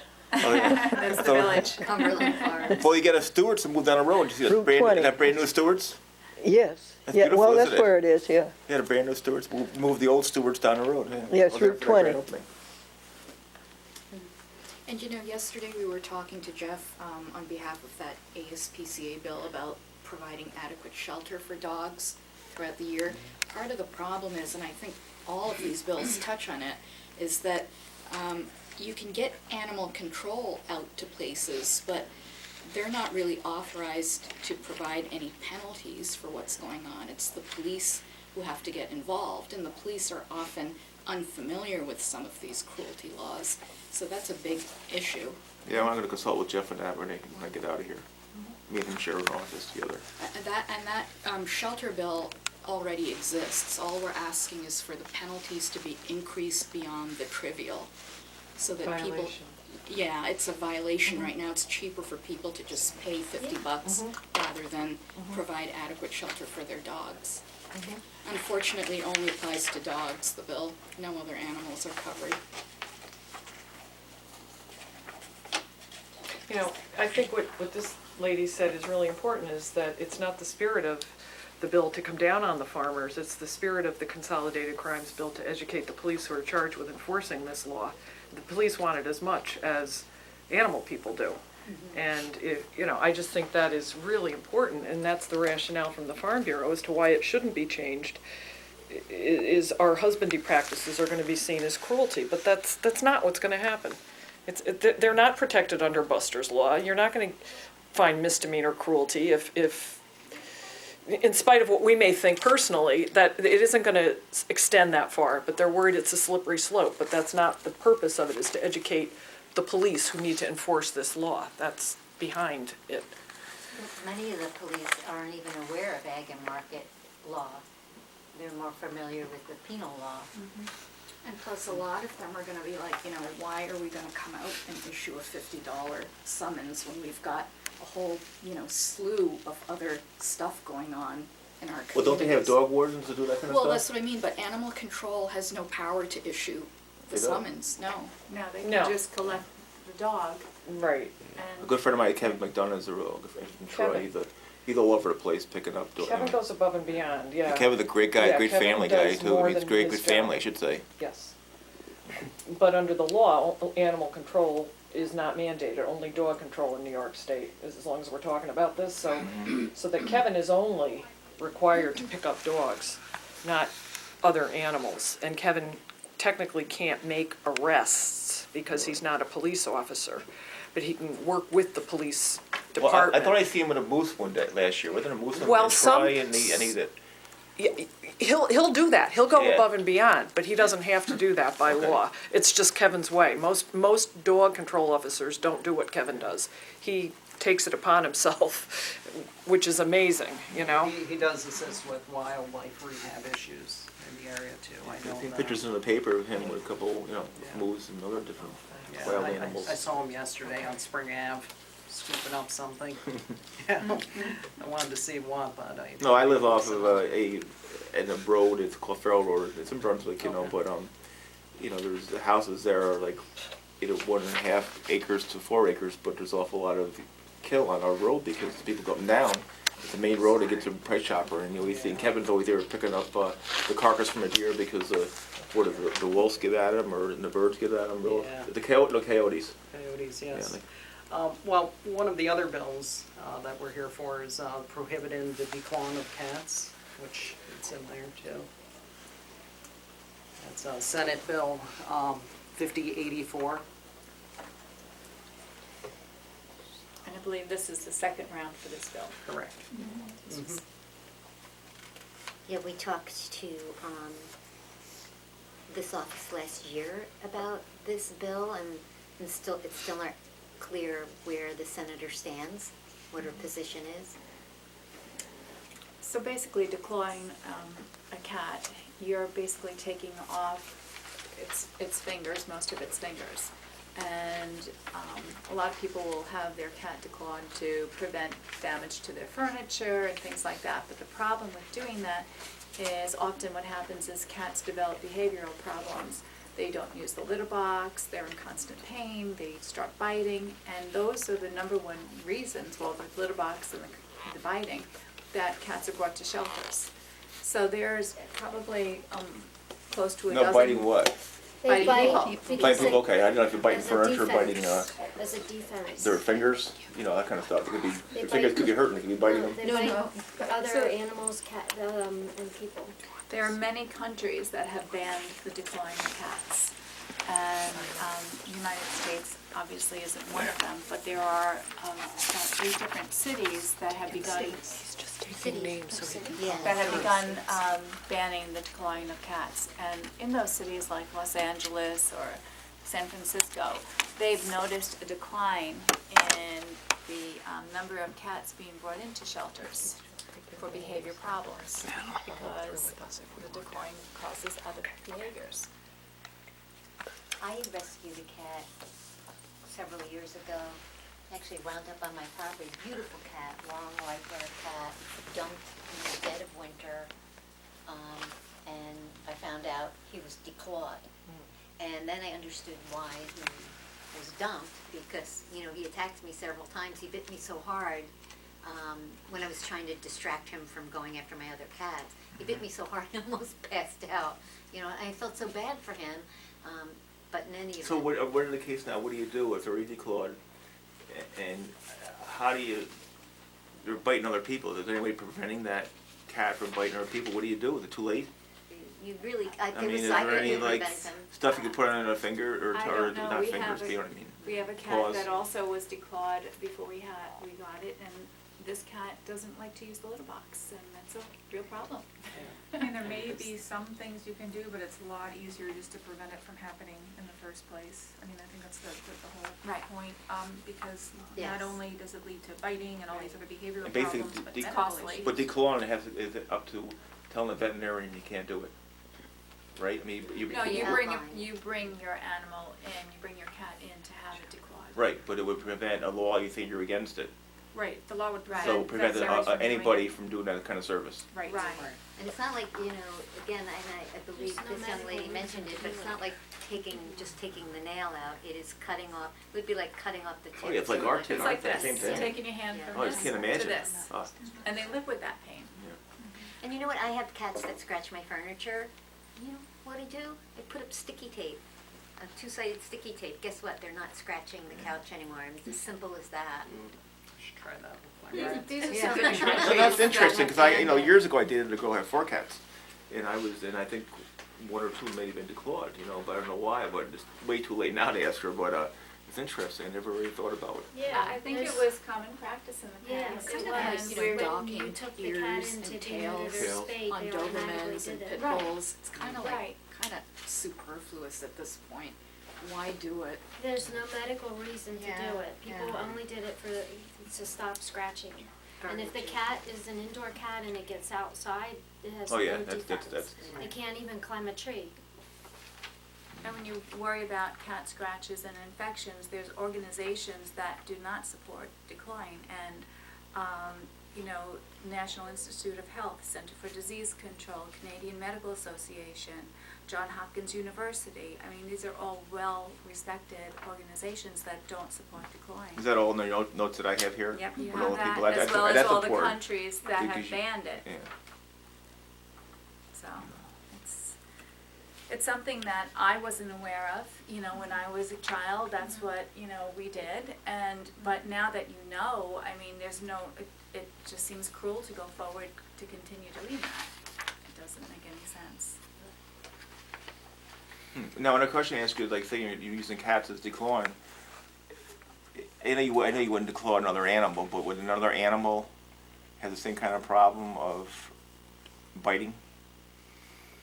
Yeah, I know you wouldn't do it, but I know you wouldn't declaw another animal. I mean, It'd be hard to know. I mean, you might declaw a dog. Some people, who knows? I mean, if you can't, but Yeah.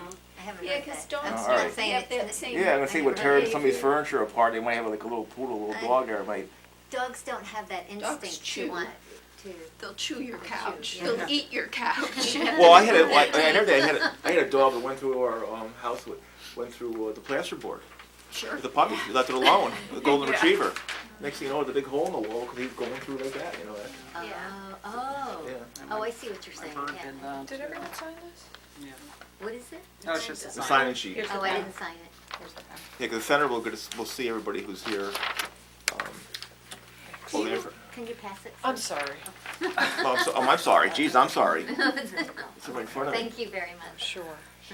I think the Do you have any, I know this is the first time that you've heard of some of these and you're Right, familiar exactly, with them and last you year, know. so I think we've touched on all of them a little bit. Are Did there we any? talk about the dog breed discrimination one? I don't think No, we we talked I don't about think that we one. had That was talked the about last one. that. And I don't know if it's as much of an issue in this area as perhaps in New York or, very urban areas, but based upon a dog's breed, and typically I think pit bulls, Rottweilers, those types of dogs are targeted, an apartment owner can arbitrarily decide that you cannot house those pets in that apartment. You may have a 10-year-old dog that you love, and now you're forced to give up that dog.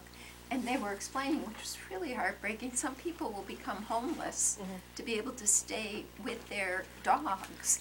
And there clearly is no reason, just based upon a dog's breed, to discriminate, against that dog and that owner.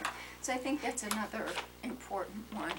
In fact, New York has a law that bans breed discrimination in municipalities, so this would just be an extension of that. It would just be consistent with the law that's already in place. And interestingly, the HSUS and the ASPCA both support this. Again, who would be against something like this? That would be the question. So probably the landlords, I'm assuming. Yeah. Because they don't. And can they discriminate on size as well? Size, That's how I they're think doing it was by size and breed. Yeah. Yeah. And they use it the- Something about 25 pounds. Yeah. No, I don't even think it's breed. I think they're doing it by size alone, nothing over 25 pounds. So anything bigger than that, they can arbitrarily say you can no longer have your pet. Which is the in your majority park of or house. dogs. Exactly. Yeah. Brian Shapiro was telling the story earlier, or not Brian Shapiro, a gentleman from the ASPCA was telling the story earlier about a guy who lived in his apartment building for like 12 years. A new owner took over the building and told him, you were the dog. And he had the dog for, I don't know, For 12 umpteen years, years. was no complaints. The dog didn't have a single Right, issue. didn't have There were no complaints, yeah, I mean, so it that's was hard. just The dog was because of- already living in an apartment? Oh, Yes. yes. No Yeah. And then the problem. landlord found out about it, or? Well, No, he bought the building. It's a new owner. Oh, new owner of the building? Exactly. I got you, all right. That they change. Yeah. I mean, it's a situation that's over-inclusive and under-inclusive, because there are vicious dogs and other breeds that you might be letting into your building just because you think they're docile. And there are docile dogs in the scarier breeds, which would be fine. So you're not solving the problem, you're missing the issue. The issue is you should be determining individually which dog is safe to be in your building and which dog is not. It's based out of ignorance. Yeah, I mean, when I first became, and I'm involved in politics in the town of Brunswick, my first case I got in here was a dog jumped a fence, and he mangled a little kid who had cancer, so that was really the first thing I had to deal with being a councilman. I said, you gotta be kidding me, and I knew the family who had the kid, and I guess what happened was it happened before when they lived in Lansingburg, so it was the second time it happened. So now it was like a judge's case, and of course, if I said to the judge, what do you think? He goes, oh, I don't want to hear that, the judge is supposed to judge it on his own cases, but I had to deal with that. It was terrible. It was really. Well, So I have all this information, right. in it, which is the most important thing, is having these memos and is all these bill numbers and these Yeah. paperwork to actually look it over, see where it stands, and ask the senator, because this is what you got to have when you go into the legislative director and talk to the senator about how she's going to vote, or where does it stand now, who's supporting it, who's not supporting it. We would like her to consider supporting some of these. Oh yeah, you got to mark down here. She was. Somebody asked the dog, "Are you bilingual?" And he said, "Woof, meow."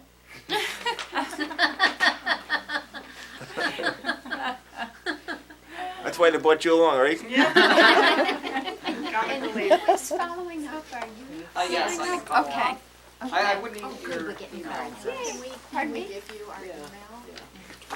You gotta get going down Tony the would block. need your email to keep us Thank you, I think we all know You don't that. have my email address. I've got phone numbers or emails here. Okay, phone numbers. I've been doing this, you know what?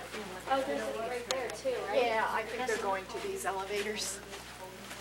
I didn't bring up to this. We'll probably know. But yeah, I mean, She would probably know better than us. Where?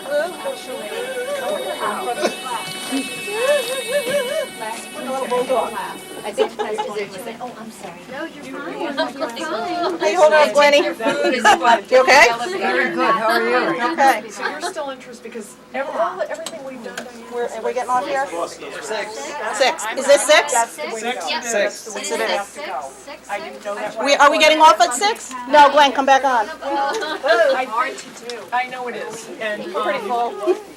that's why I'm consulting, I'm paying Julie Lewin $500 to teach us how to do it. I mean, Yeah, not seriously, easy. but it's gotta happen. Yeah. It's, Five? in my opinion. Enough's enough. Yeah, because there are Anybody more. have five? We're getting off at five. Yes. Oh, 5, we're getting off. For McLaughlin. Well, that's it, I mean, Yes, we're going. Bye, Val. 5:33. 5:30. Oh, we're all going to the same place, that was good. Oh, yeah. Look at that. Yep, he is down in the assembly right now. They just got into session, but and right next to working for you? The Humane Society of the U.S.? Okay. Yep, I will be happy to take that meeting. It's the Humane Society. Yeah, they had a 2 o'clock. We have another one coming in like 5 minutes. All right, so we can meet for about 5 minutes, if that's okay. That'd be great. Sure. All right. I can stand. Sure, I can take it in the back in the Didn't we have an assemblyman's office. appointment? That'd be great. 2 o'clock, we have a band, somebody else coming in. How are you? Good, how are you? Good, how are you? Good.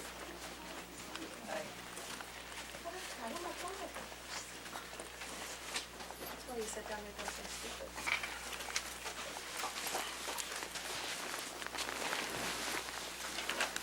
Right now, that is still in committee, and we're asking that if it does come out of committee, that the assemblyman votes nay on it. I think this legislature building, this was the 5th floor, we were on the 8th. I think it was built by, or instigated by Nelson Rockefeller when he was governor.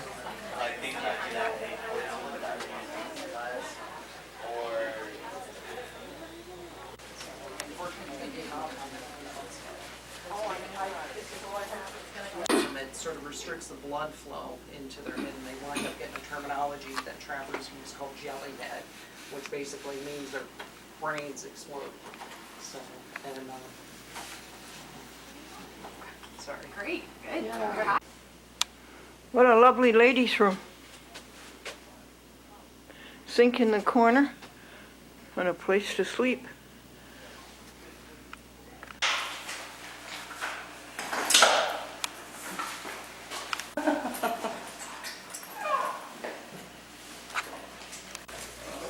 Oh, my. All together. Oh, that way, 422, 420, that way. So now they're all lobbying for the animals with someone else. The whole group. Okay, thank you. I appreciate you coming down and telling us. Glennie, he said you were right. It is the 3rd floor. He just told us. Whoops. It is the 3rd floor. Sorry. Oh. It is what, sir? 3rd floor, it is 3rd floor. Oh, thank you. Okay. I was just happening, I don't know what I was thinking. Cool, we got an It's okay. elevator all by ourselves. Well, we might. If we ever get one.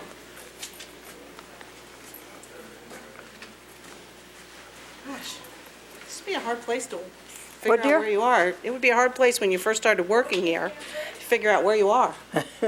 Tony knows where he is. I think so.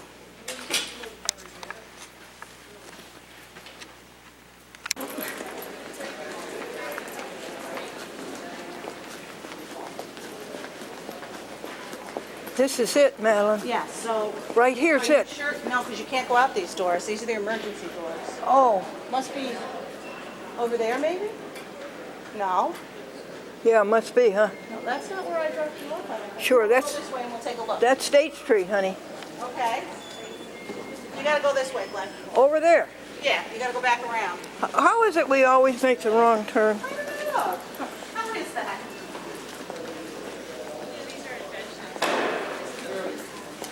I've been using these heat maps for years, they work. Oh, that's cool. I don't know about, need to be programmable. Imagine maybe.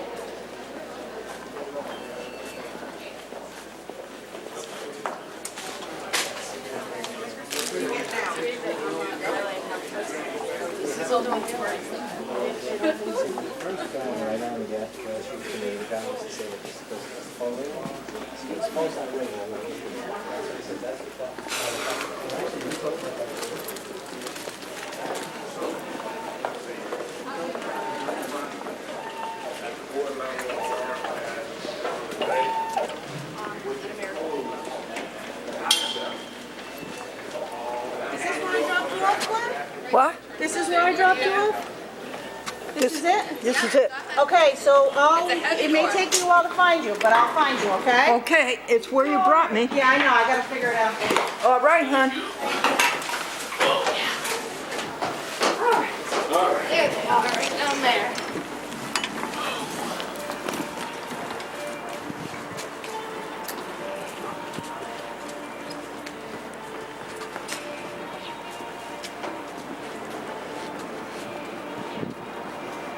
Albany, New York, capital of the state.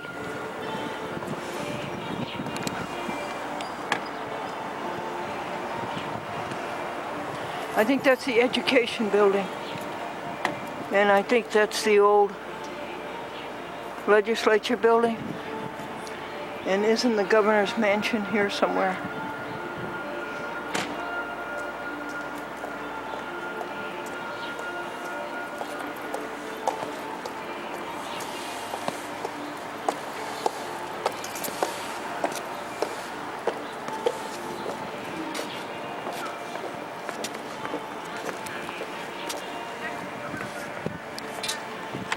Five minutes to 3. Let's eat the banana. There's a miracle. Do you see it? It's a parking place in front of the state office building. A parking place. And here's another miracle.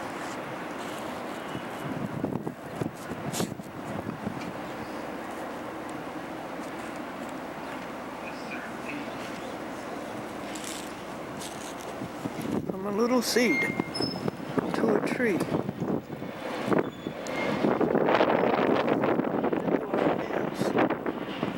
All those people who came out of the legislative building,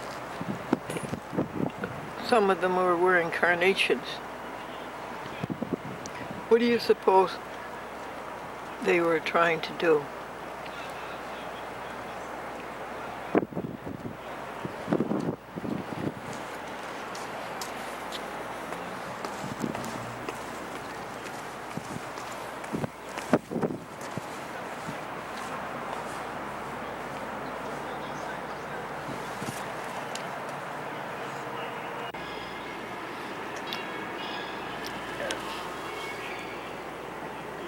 Waiting for Madeline to come back from the parking place. I had to come in where it was warm.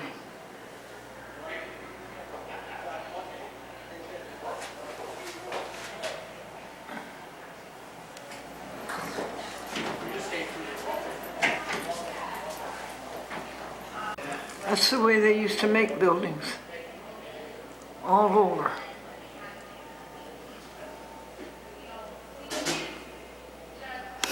What's in the attic?